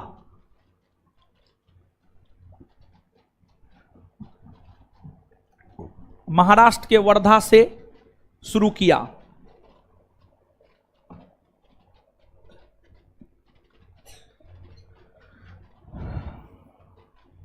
चलिए नेक्स्ट पॉइंट। परभानी, गारोनी, कंपटा तथा बूढ़ी L147 प्रमुख किस्म है। ये कपास का किस्म है। किसका किस्म है? कपास। कपास यानी कॉटन। कपास की अगर बात करें हम, कपास का जन्मदाता देश भारत है। भारत की पहली सभ्यता हड़प्पा सभ्यता में कपास का उत्पादन हुआ था। कपास की खेती के लिए 21 डिग्री सेल्सियस से 30 डिग्री सेल्सियस तापमान होनी चाहिए, 75 से 100 सेंटीमीटर वर्षा होनी चाहिए, काली मिट्टी होनी चाहिए। और काली मिट्टी कपास के लिए सबसे उपयुक्त होता है, इसी वजह से काली मिट्टी को काली कपासी मिट्टी भी कहा जाता है। समझ गए? कार्यकारी मुख्य न्यायमूर्ति की नियुक्ति करते हैं। देखिए प्रश्न भारत के सुप्रीम कोर्ट के संदर्भ में है। हम उसी संदर्भ में प्रश्न दिए हैं। आप किस संदर्भ में समझ रहे हैं इससे कोई मतलब नहीं है। प्रश्न हमने जिस संदर्भ में दिया उसी संदर्भ में आपको उत्तर देना होगा, क्योंकि आपके लिए बोर्ड हम हैं। क्या जी, है कि ना? हाँ, खाते पीते ना है, एकदम जो है हड्डी है। दौड़ते उड़ते हैं जी, रनिंग करते हैं ना। तो उपाय बताते हैं, भात दाल चोखा खाइए और दूध रोटी केला दबा के खाइए रात को, समझे? मोटा जाइएगा, समझे? चलिए, हाँ, प्रश्न जो है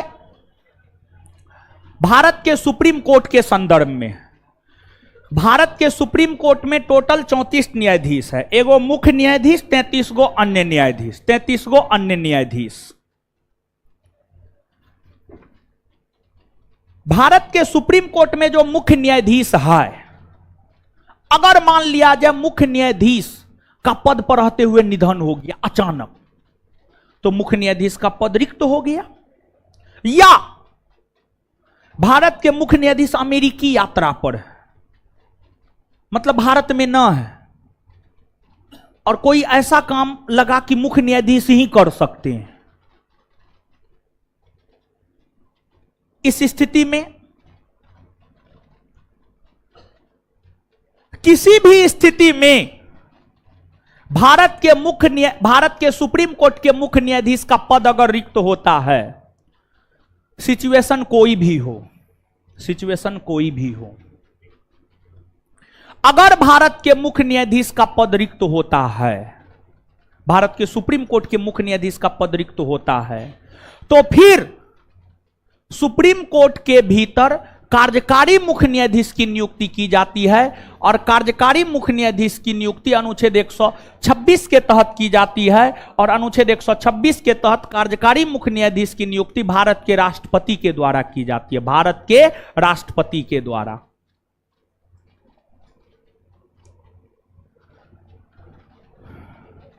भारत छोड़ो आंदोलन के समय मौलाना अबुल कलाम आजाद को कहां कैद कर रखा गया था, समझिएगा आप। भारत छोड़ो आंदोलन 9 अगस्त 1942 को प्रारंभ हुआ, लेकिन 9 अगस्त 1942 को भारत छोड़ो आंदोलन प्रारंभ होने से ठीक पहले 8 अगस्त 1942 की मध्यरात्रि को अंग्रेजी सरकार ने ऑपरेशन जीरो आवर चलाया। ऑपरेशन जीरो आवर चलाया और ऑपरेशन जीरो आवर के तहत कांग्रेस के जितने भी प्रमुख नेता थे सबको गिरफ्तार कर लिया गया, सबको गिरफ्तार कर जेल में बंद कर दिया गया। उसी क्रम में मौलाना अबुल कलाम आजाद को गिरफ्तार कर बांकुड़ा जेल में बंद किया गया। सरदार पटेल को गिरफ्तार कर अहमदनगर फोर्ट या अहमदनगर किला में बंद किया गया। महात्मा गांधी, महादेव देसाई, कस्तूरबा गांधी और सरोजनी नायडू को गिरफ्तार कर आगा खां पैलेस में बंद किया गया। फिर राजेंद्र प्रसाद को गिरफ्तार कर बांकीपुर जेल में बंद किया गया। जयप्रकाश नारायण को गिरफ्तार कर हजारीबाग सेंट्रल जेल में बंद किया गया। और जयप्रकाश नारायण दिवाली के अवसर का फायदा उठाते हुए दीवार फान कर जेल से भाग गए, नेपाल चले गए। और नेपाल में जयप्रकाश नारायण बैद्यनाथ झा के साथ मिलकर आजाद दास्ता नामक गुप्त क्रांतिकारी संगठन का स्थापना किया। और उस आजाद दास्ता नामक गुप्त क्रांतिकारी संगठन ने भारत छोड़ो आंदोलन में अहम रोल अदा किया। Answer Bankura jail. आगे है, अधोलिखित में से कौन सी नहर परियोजना महाराष्ट्र से संबंधित नहीं है? मोरेल परियोजना। मोरेल परियोजना महाराष्ट्र से संबंधित नहीं है, बल्कि जो मोरेल परियोजना है ये राजस्थान राज्य से संबंधित है और यह परियोजना राजस्थान राज्य में मैजा नदी के तट पर है। मैजा नदी के तट पर है, मैजा नदी के तट पर है। बाद बाकी वीर परियोजना, मूला परियोजना, विल्सन बांध परियोजना, इस सब का संबंध महाराष्ट्र राज्य से है। इन सभी परियोजनाओं के तहत महाराष्ट्र राज्य के भीतर किसानों को सिंचाई सुविधा उपलब्ध करवाया जाता है।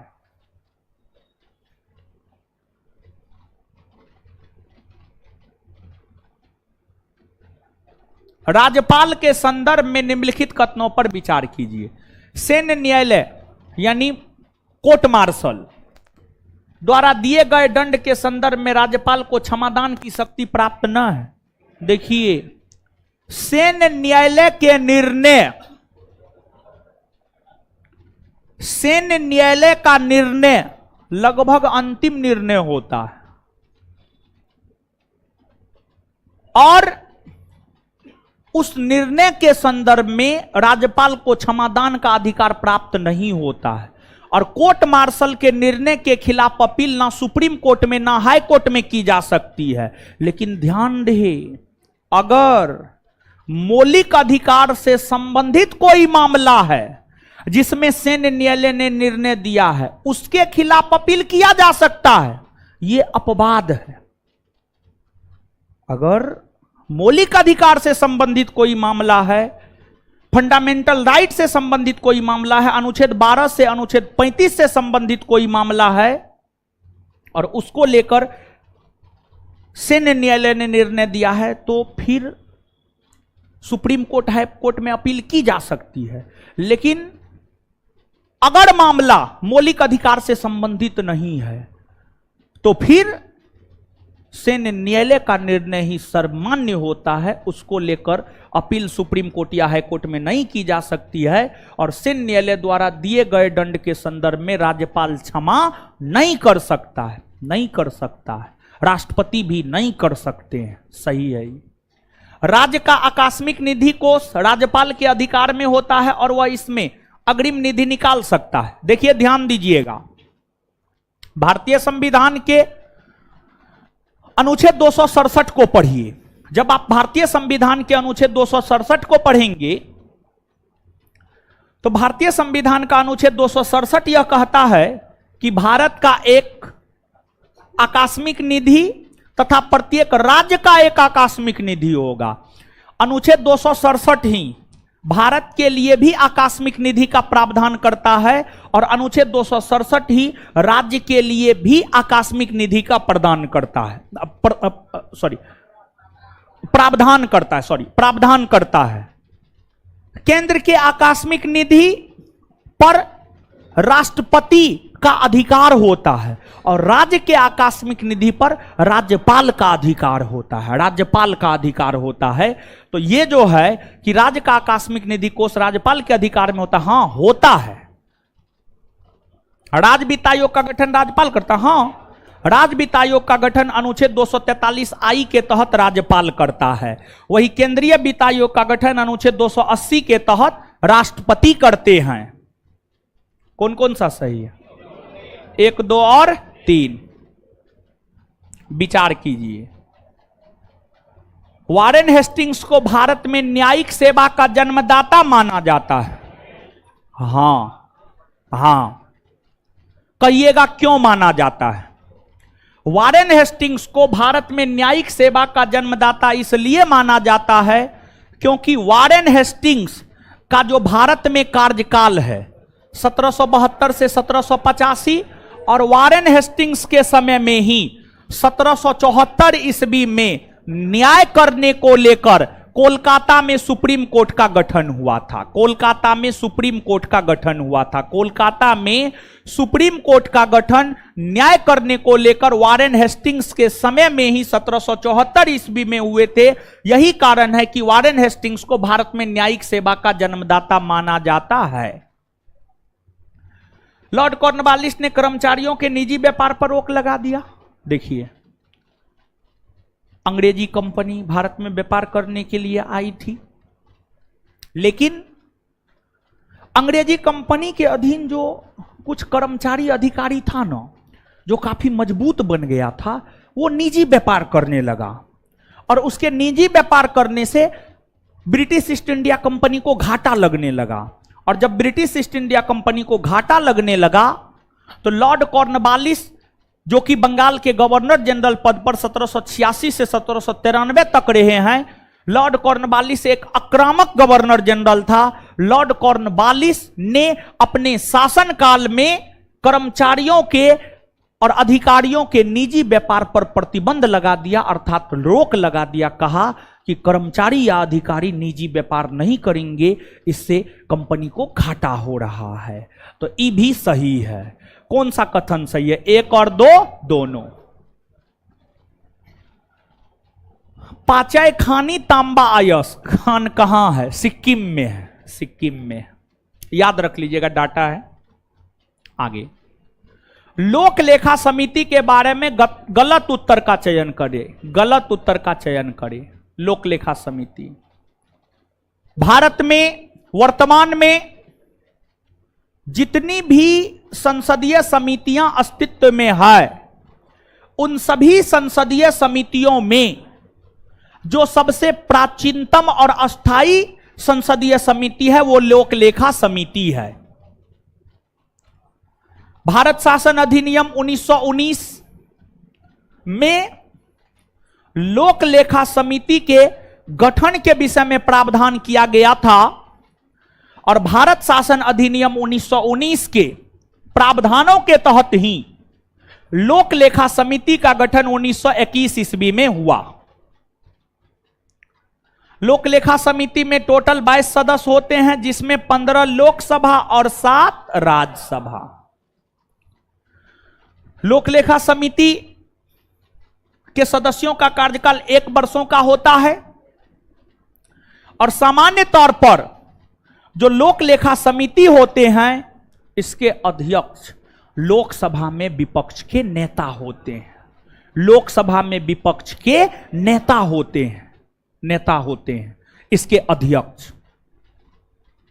लोक लेखा समिति का काम क्या है? तो देखिए, भारत में एक नियंत्रक महालेखा परीक्षक है, एक कैग है, controller and auditor general of India. CAG को ही हिंदी में नियंत्रक महालेखा परीक्षक कहते हैं। कैग भारत के सार्वजनिक धन का संरक्षक होता है। कैग की नियुक्ति राष्ट्रपति करते हैं। भारत में या भारत के भीतर किसी राज्य में किसी भी प्रकार के घोटाले का उजागर कैग ही करता है। कैग घोटाले का उजागर किया। कैग घोटाले का उजागर करने के बाद कैग अपना रिपोर्ट राष्ट्रपति को देता है। कैग अपना रिपोर्ट राष्ट्रपति को इसलिए देता है क्योंकि कैग की नियुक्ति राष्ट्रपति ही करता है और इसलिए कैग राष्ट्रपति के प्रति ही जवाबदेह होता है। राष्ट्रपति इस रिपोर्ट को संसद के पटल पर रखवाता है। संसद इसकी जांच लोक लेखा समिति से करवाता है और लोक लेखा समिति अपनी रिपोर्ट लोकसभा के अध्यक्ष को सौंपता है। लोक लेखा समिति अपना रिपोर्ट लोकसभा के अध्यक्ष को सौंपता है। समझ गए? इतना पर आपका आंसर क्लियर हो जाना चाहिए।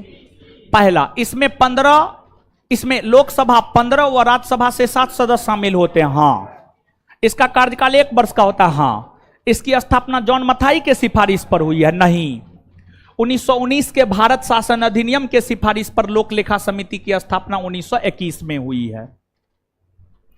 यह समिति अपनी रिपोर्ट लोकसभा अध्यक्ष को देती है। हाँ, अब देखिएगा, जो जॉन मथाई है, जॉन मथाई के सिफारिश पर 1950 ईस्वी में प्रकलन समिति, आकलन समिति या एस्टीमेट कमेटी का गठन हुआ है, जो कि भारत की सबसे बड़ी अस्थायी संसदीय समिति है, जिसमें सदस्यों की संख्या 30 होती है और सभी के सभी सदस्य लोकसभा के होते हैं।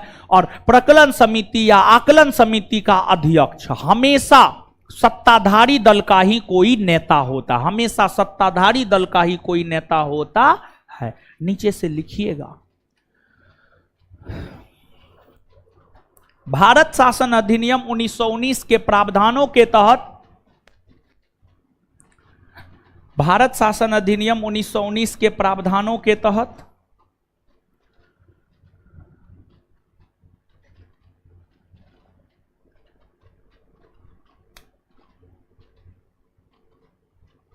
उन्नीस सौ 21 ईस्वी में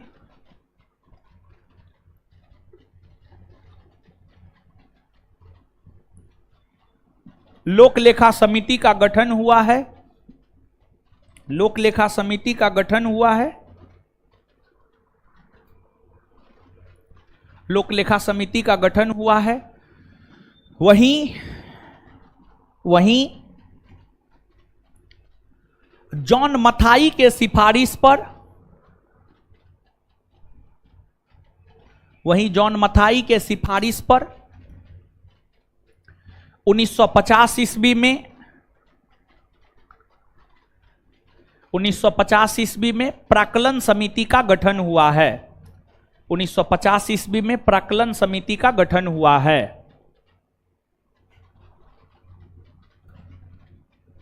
चलिए आ जाइए आगे।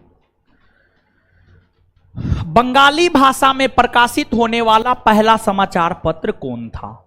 बंगाली भाषा में प्रकाशित होने वाला पहला समाचार पत्र था दिग्दर्शन। कौन था? दिग्दर्शन। दिग्दर्शन। और जो दिग्दर्शन समाचार पत्र है, यह समाचार पत्र 1818 ईस्वी में मार्समैन के द्वारा निकाला गया था। मार्समैन। और समाचार दर्पण की आप बात करेंगे तो यह भी मार्समैन ने ही निकाला है। मार्समैन ने ही निकाला है। वही जो संवाद कौमुदी है, संवाद कौमुदी पत्रिका राजा राम मोहन राय के द्वारा निकाले गए हैं।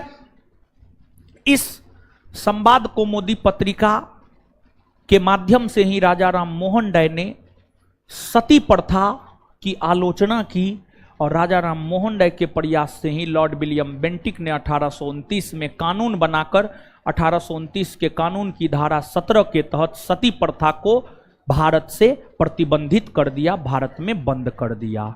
तो संवाद कौमुदी राजा राम मोहन राय।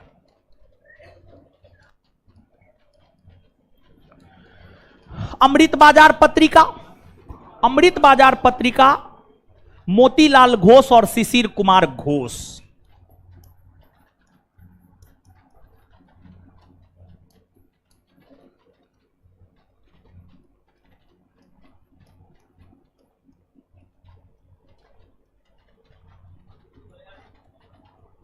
शिशिर कुमार घोष।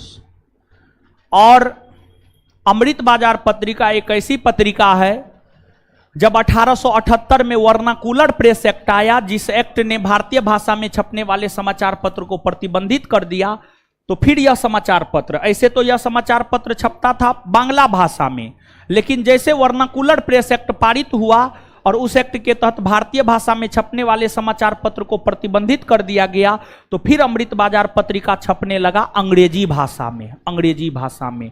तो आपसे पूछा जाता है, वर्नाकुलर प्रेस एक्ट पारित होने के कारण कौन ऐसा पत्रिका था जो बंगाली भाषा से अंग्रेजी भाषा में छपना प्रारंभ हो गया था? तो अमृत बाजार पत्रिका। अब यहां पर एक दो बात और याद रख लीजिए। एक बात, भारत का पहला समाचार पत्र कौन है? तो द बंगाल गजट, जिसका प्रकाशन जेम्स ऑगस्टस हिकी ने किया। फिर दूसरी बात, हिंदी भाषा में प्रकाशित होने वाला प्रथम समाचार पत्र कौन है? उदंड मार्तंड, जुगल किशोर ने इसको प्रकाशित किया था। यह सब बात भी आप याद रखिएगा। आगे है मद्रास एल्युमिनियम कंपनी, यानी माल्को की स्थापना मेट्टूर तमिलनाडु में किस देश के सहयोग से हुई थी? देखिए, माल्को की स्थापना यानी मद्रास एल्युमिनियम कंपनी की स्थापना तमिलनाडु में इटली के मदद से हुआ था। इटली, फ्रांस, यूएसए, रूस, सभी देश की मदद से भारत में कोई ना कोई एल्युमिनियम कंपनी निश्चित तौर पर स्थापित हुआ है। जिसमें बात अगर फ्रांस की करें तो फ्रांस के सहयोग से नाल्को। नेशनल एल्युमिनियम कंपनी की स्थापना हुई है। यूएसए के मदद से हिंडाल्को। हिंदुस्तान एल्युमिनियम कंपनी की स्थापना हुई है। और रूस के मदद से बाल्को। भारत एल्युमिनियम कंपनी की स्थापना हुई है। भारत एल्युमिनियम कंपनी की स्थापना हुई है। भारत एल्युमिनियम कंपनी की स्थापना हुई है, याद रखिएगा।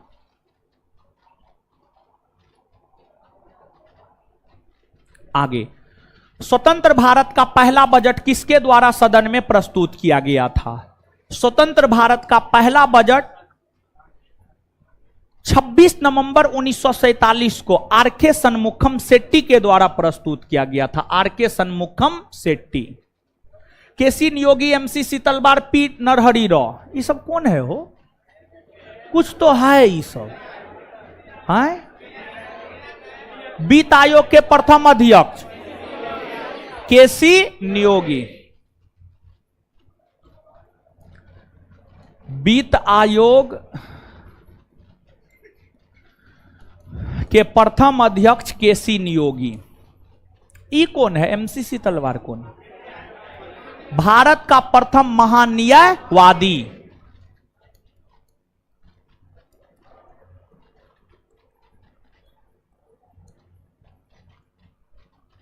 और ई कौन है? पी नरहरि राव, भारत का प्रथम कैग या नियंत्रक महालेखा परीक्षक। समझ गए? याद रखिएगा, प्रथम प्रथम है, सबका प्रथम पूछा जाता है, ठीक है। मुगल काल में मीर बहर किससे संबंधित था? तोपखाने से, धार्मिक मामलों से, आंतरिक जलमार्ग व नौसेना से, राजस्व। देखिए, ये जो प्रश्न है मुगल सैन्य व्यवस्था से संबंधित है। मुगल सैन्य व्यवस्था को जब आप विस्तार पूर्वक पढ़ेंगे तो आप यह पाएंगे मुगल सेना में हिंदुस्तान के लोग शामिल थे, मंगोल लोग शामिल थे, ईरानी लोग शामिल थे, हिंदू मुस्लिम सभी वर्ग के लोग शामिल थे। मुगल सेना मूल तौर पर 5 वर्गों में विभक्त था। पैदल सैनिक, घुड़सवार सैनिक, हाथी सेना या गज सेना, नौसेना और तोपखाने वाला सैनिक। इसमें जो नौसेना हुआ करता था, मुगलों का जो नौसेना हुआ करता था, नौसेना से ही संबंधित मीर बहर हुआ करता था। यानी मीर बहर का संबंध मुगल नौसेना से है, या मुगल नौ सैनिक विभाग को मीर बहर कहा जाता था। तो मीर बहर का संबंध आंतरिक जलमार्ग और नौसेना। फिर आगे आपको मुगल तोपखाने वाले सैनिकों के विभाग को मीर आतिश कहा जाता था। मीर आतिश, मीर आतिश, मीर आतिश तोपखाने से संबंधित था। धार्मिक मामलों से संबंधित था सद्र उस सद्र, सद्र उस सद्र। और राजस्व वसूली से संबंधित था दीवान या वजीर। मुगल काल में जो राजस्व का वसूली करता था उसे दीवान या वजीर कहा जाता था। धार्मिक मामलों के प्रधान को सद्र उस सद्र कहा जाता था। तोपखाने के प्रधान को मीर आतिश, नौसेना के प्रधान को मीर बहर। क्लियर है?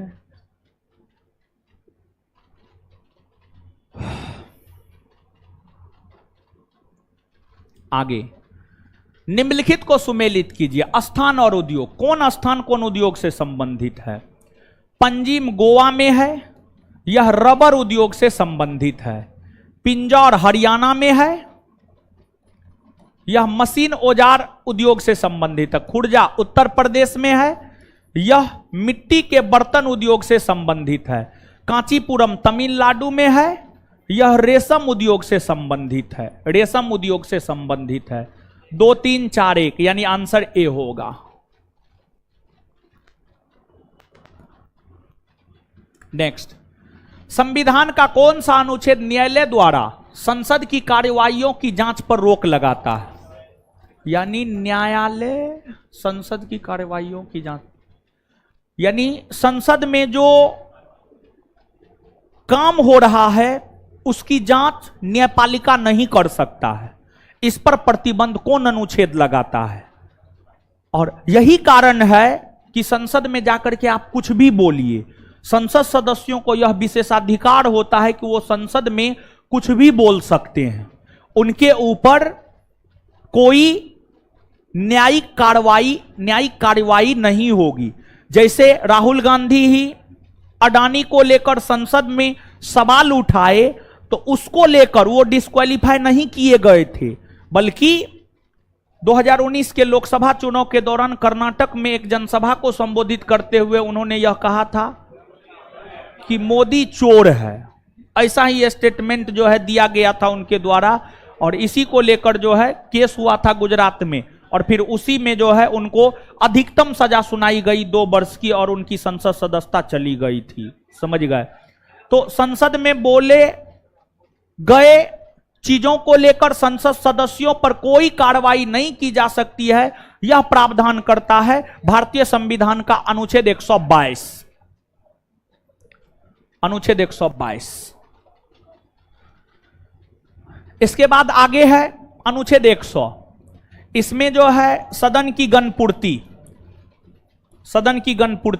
कोरम की चर्चा है, संसद सदस्यों के विशेषाधिकार, संसद सदस्यों के विशेषाधिकार, और अनुच्छेद 121 की हम बात करें तो इसमें संसद में चर्चा पर निर्बंधन, मतलब रोक लगाना, यानी कुछ चर्चा पर संसद में रोक लगा दिया जाता है। समझिएगा, इसकी चर्चा है अनुच्छेद 121 में। आगे, सतनामी विद्रोह किस मुगल बादशाह के शासनकाल में हुआ था? देखिए, पंजाब के नरनौल क्षेत्र में रहने वाला कृषक ही सतनामी कहलाता था। पंजाब के नरनौल क्षेत्र में रहने वाला कृषक समुदाय के लोग यानी किसान ही सतनामी कहलाता था, और मुगल सेना और सतनामी कृषक के बीच झड़प हो गया था, और इसी को लेकर मुगल बादशाह औरंगजेब के समय 1672 ईस्वी में सतनामी विद्रोह हुआ। सबसे ज्यादा विद्रोह अगर किसी मुगल बादशाह के समय हुआ है तो वह औरंगजेब के समय हुआ है। तो जो सतनामी विद्रोह है यह 1672 ईस्वी में पंजाब के नरनौल नामक क्षेत्र में हुआ था। निम्नलिखित में से कौन सा बंदरगाह आंध्र प्रदेश की बंकिंघम नहर एवं तमिलनाडु की कंबरजुआ नहर से जुड़ा हुआ है? चेन्नई, तमिलनाडु में स्थित चेन्नई बंदरगाह जो है आंध्र प्रदेश के बंकिंघम नहर और तमिलनाडु की कंबरजुआ नहर से जुड़ा हुआ है। और जो चेन्नई है यह भारत का सबसे प्राचीनतम बंदरगाह भी है। तूतीकोरिन बंदरगाह तमिलनाडु में है, विशाखापत्तनम आंध्र प्रदेश में है, एन्नौर तमिलनाडु में है। आगे, अप्रत्यक्ष चुनाव प्रणाली का प्रारंभ किस अधिनियम से माना जाता है? देखिए, भारत में 2 प्रकार से चुनाव होते हैं, प्रत्यक्ष और अप्रत्यक्ष। प्रत्यक्ष जिसमें आम जनता प्रत्यक्ष तौर पर भाग ले, प्रत्यक्ष चुनाव, और जिसमें आम जनता प्रत्यक्ष तौर पर भाग ना ले, अप्रत्यक्ष चुनाव। जैसे लोकसभा का चुनाव प्रत्यक्ष होता है, विधानसभा का चुनाव प्रत्यक्ष होता है क्योंकि आम जनता प्रत्यक्ष तौर पर भाग लेता है। राष्ट्रपति का चुनाव, उपराष्ट्रपति का चुनाव, राज्यसभा का चुनाव अप्रत्यक्ष होता है क्योंकि इसमें आम जनता प्रत्यक्ष तौर पर भाग नहीं लेता है। तो भारत में अप्रत्यक्ष चुनाव प्रणाली की शुरुआत 1892 के भारत परिषद अधिनियम के तहत हुई है, तो वहीं भारत में प्रत्यक्ष चुनाव प्रणाली की शुरुआत 1919 के भारत शासन अधिनियम के तहत हुई है। तो अप्रत्यक्ष के विषय में पूछा जा रहा, आंसर हो जाएगा 1892। निम्नलिखित में से विजयनगर के किस शासक के समय पुर्तगालियों ने तूतीकोरिन के मोती क्षेत्र को जीता था? पुर्तगालियों ने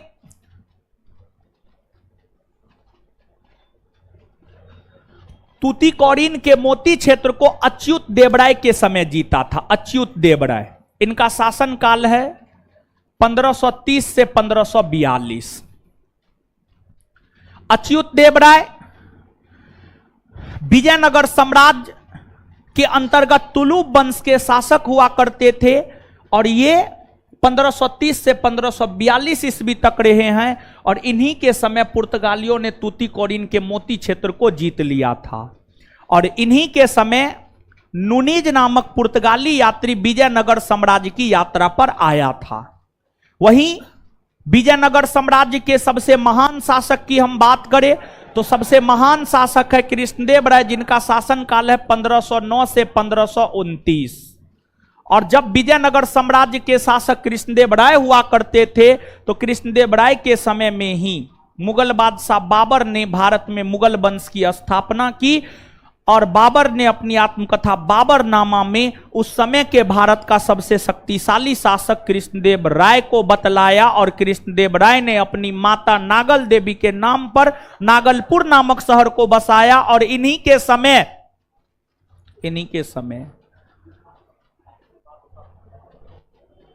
डोमिंग पायस बारबोसा जैसे पुर्तगाली यात्री विजयनगर साम्राज्य की यात्रा पर आया था और इन्हीं के समय तेलुगु भाषा साहित्य के 8 महान विद्वान इनके दरबार में रहते थे जिन्हें अष्टदिग्गज कहा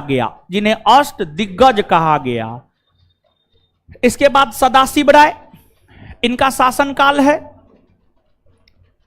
1542 से 1570 या 1572 मान लीजिए 1572। इनके समय ही 1565 ईस्वी में तालीकोटा का युद्ध हुआ, जिसे बन्नीहट्टी का युद्ध या राक्षसी तंगड़ी का युद्ध कहते हैं। उस युद्ध से ही विजयनगर साम्राज्य का पतन हो गया और तालीकोटा का युद्ध 1565 ईस्वी में विजयनगर साम्राज्य और बहमनी साम्राज्य के बीच हुआ था। निम्नलिखित में से किस झील का निर्माण विवर्तनिकी क्रिया द्वारा हुआ है? देखिए, धरातल के ऊपर उठने या नीचे धंसने की घटना को ही विवर्तनिकी क्रिया कहा जाता है और विवर्तनिकी क्रिया द्वारा इस ऑप्शन के अकॉर्डिंग जम्मू कश्मीर के बुलर झील का निर्माण हुआ है। मालवा ताल झील उत्तराखंड में है, लोनार झील महाराष्ट्र में है, लुनकर नसर झील राजस्थान में है।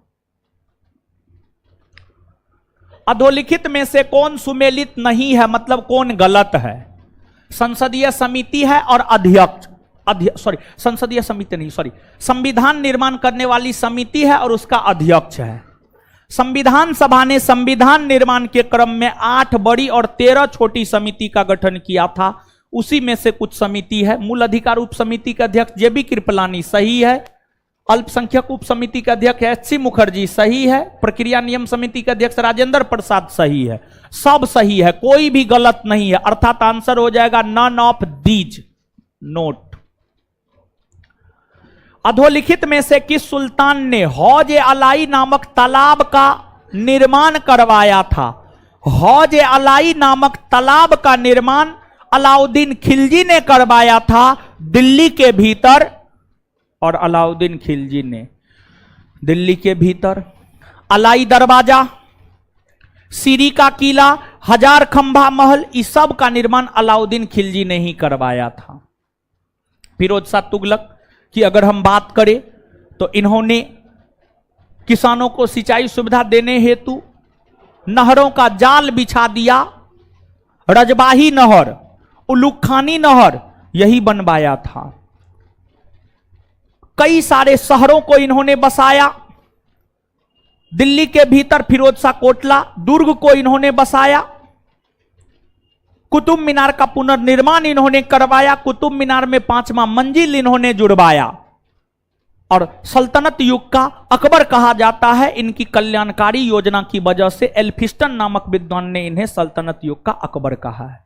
इल्तुतमिश दिल्ली सल्तनत का वास्तविक संस्थापक कहलाता है क्योंकि इन्होंने ही सर्वप्रथम दिल्ली को अपनी राजधानी बनाया तथा बगदाद के खलीफा सर्वप्रथम दिल्ली सल्तनत के अंतर्गत इल्तुतमिश को ही सुल्तान का प्रमाण पत्र दिया था।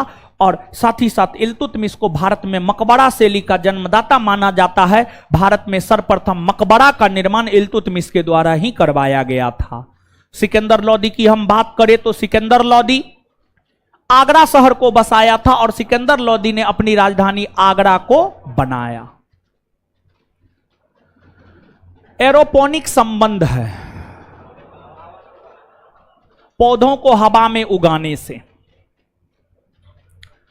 भारतीय संविधान की निम्न दी गई अनुसूचियों में से कौन सी एक राज्य के नामों की सूची तथा उनके राज्य क्षेत्रों का ब्यौरा देता है? भारतीय संविधान में वैसे प्रावधान जो अनुच्छेदों में शामिल नहीं किए गए उसे अनुसूची में शामिल किया गया। मूल संविधान में 8 अनुसूची था, वर्तमान में 12 है। पहली अनुसूची में राज्य का नाम, क्षेत्रफल, सभी ब्यौरा है। दूसरी अनुसूची में विभिन्न पदाधिकारियों के वेतन भत्ता पेंशन। तृतीय अनुसूची में शपथ ग्रहण। चतुर्थ अनुसूची में राज्यसभा में सीटों का बंटवारा। पांचवी अनुसूची में अनुसूचित क्षेत्र और जनजातीय क्षेत्र के शासन प्रशासन। छठी अनुसूची में असम, मेघालय, मिजोरम, त्रिपुरा के जनजातीय क्षेत्र के शासन प्रशासन। सातवीं अनुसूची में शक्तियों का बंटवारा या संघ सूची, राजसूची, समवर्ती सूची का प्रावधान।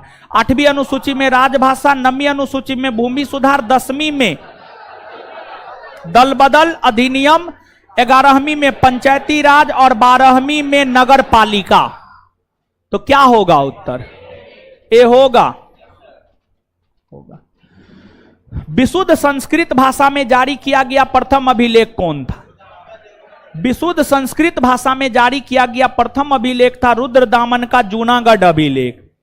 और रुद्रदामन का जूनागढ़ अभिलेख एक ऐसा अभिलेख है जो हमें चंद्रगुप्त मौर्य और अशोक दोनों के विषय में बताता है। यह अभिलेख कहता है कि गुजरात में सुदर्शन झील का निर्माण चंद्रगुप्त मौर्य ने करवाया और उसका पुनर्निर्माण अशोक ने करवाया।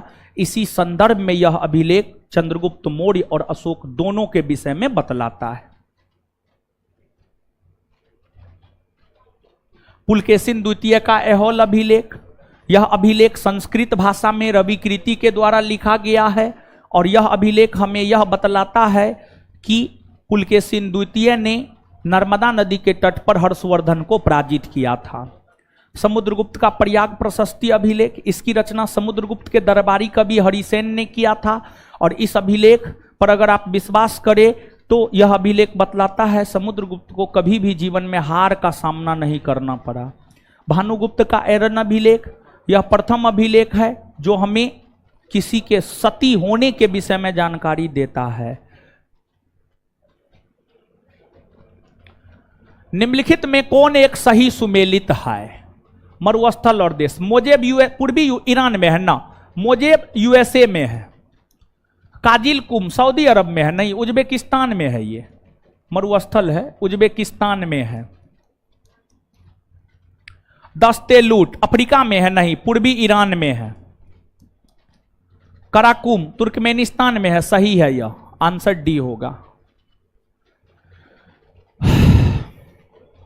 आगे, राष्ट्रपति किस स्थिति में अध्यादेश जारी कर सकता है? देखिए अध्यादेश अंग्रेजी में ऑर्डिनेंस।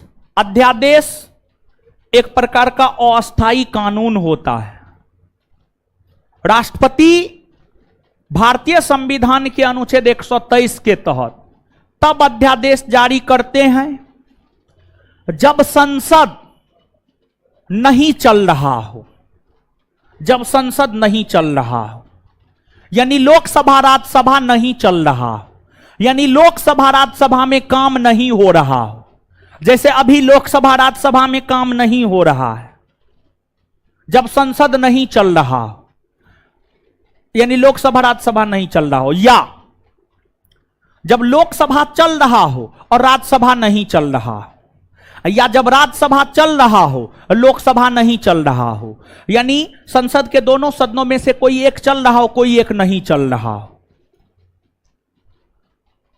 तो जब संसद के दोनों सदन नहीं चल रहा हो या संसद के दोनों सदन में से कोई एक चल रहा हो और दूसरा नहीं चल रहा हो, इस स्थिति में ही राष्ट्रपति अनुच्छेद 123 के तहत अध्यादेश जारी करता है और राष्ट्रपति द्वारा जारी अध्यादेश 6 माह तक लागू रहता है और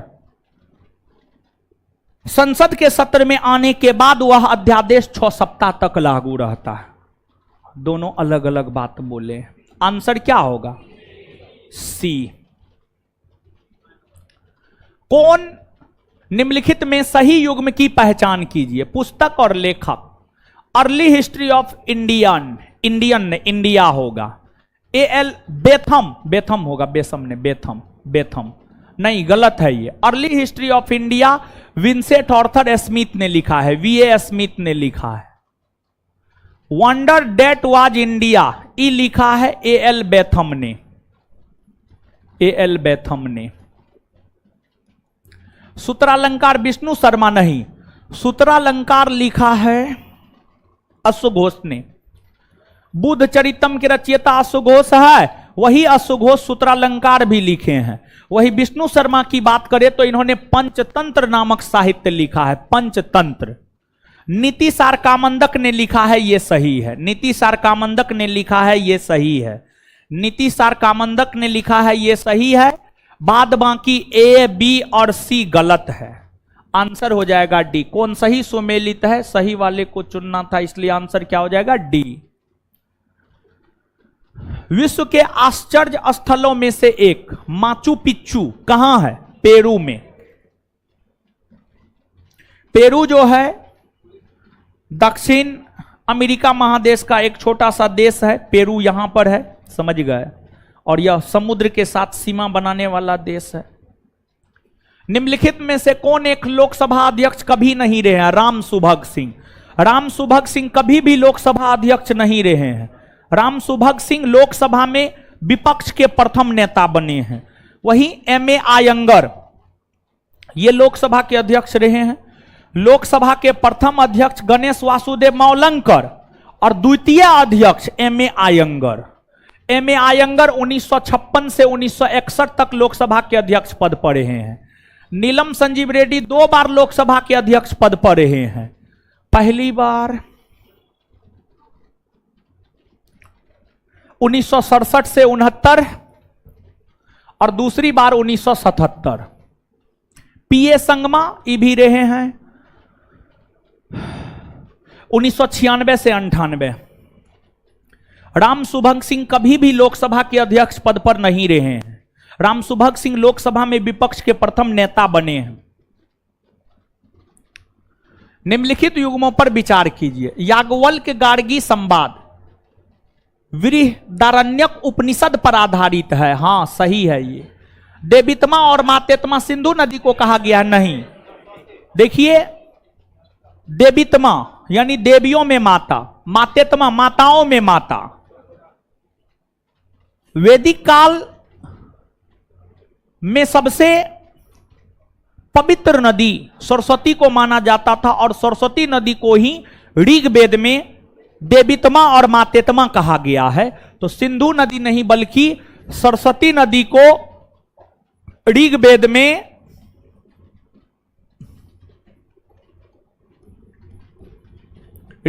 में नदीतमा, देवीतमा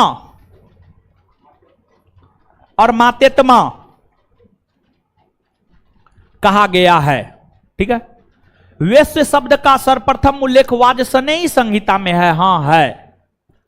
राजसूय यज्ञ का सर्वप्रथम उल्लेख ऐत्रेय ब्राह्मण में हां है, सही है ये भी। राजा के राज्याभिषेक के समय होने वाले यज्ञ को ही राजसूय यज्ञ कहा जाता था। इसका उल्लेख सर्वप्रथम ऐत्रेय ब्राह्मण में है और ऐत्रेय ब्राह्मण जो है ऋग्वेद के ऊपर लिखा गया है। तो कौन कौन सा युग्म सही सुमेलित है? 1, 3 और 4। यादविंद्रा कप किस खेल से संबंधित है? यादविंद्रा कप हॉकी से संबंधित है। हॉकी से संबंधित है। निम्न में से कौन जैन धर्म का अनुयायी नहीं था? कलिंग नरेश खारवेल जैन धर्म के अनुयायी थे। बिंदुसार नहीं थे। बिंदुसार आजीवक संप्रदाय को मानता था। बिंदुसार आजीवक संप्रदाय को मानता था। अमोघ वर्ष राष्ट्रकूट शासक अमोघ वर्ष जैन धर्म को मानता था। दधिवाहन चंपा नरेश दधिवाहन जैन धर्म को मानता था। समझ गए? तो कौन जैन धर्म का अनुयायी नहीं था? बिंदुसार, यानी केवल 2 यानी B. NATO North Atlantic Treaty Organization की स्थापना कब हुई है? अप्रैल 1949। मगध के राजा बिंबिसार के संदर्भ में निम्नलिखित कथनों पर विचार कीजिए। लगभग 544 ईस्वी पूर्व में बिंबिसार मगध का राजा बना। उसने पड़ोसी राजकुमारियों से विवाह संबंध जोड़े। हाँ, कहा जाता है 500 विवाह करके अपने साम्राज्य का विस्तार किया था। समझ गए? साम्राज्य विस्तार को लेकर के वैशाली के आम्रपाली नामक बेसिया से भी विवाह कर लिया। उसका प्रभाव था उस क्षेत्र में। समझ गए? मगध राज में बहुत अधिक कच्चा लोहा मिलता था। हथियारों और औजारों के लिए उस समय इस धातु का बड़ा महत्व था। हाँ, मगध के दक्षिण पूर्व में अंगराज था। बिंबिसार ने अंगराज को जीत लिया था। हाँ, अंग को जीत लिया और वहां का शासक अपने पुत्र अजातशत्रु को बनाया। कौन सा कथन सही? उपरोक्त में सभी। सालारगंज संग्रहालय अवस्थित है हैदराबाद में। टंपारा झील रामसर आर्द्रभूमि स्थल किस राज्य में है? ओडिशा में। ओडिशा में। चलिए, सभी लोगों का बहुत बहुत धन्यवाद। इससे आगे मिलते हैं हम लोग अपने अगले टेस्ट में।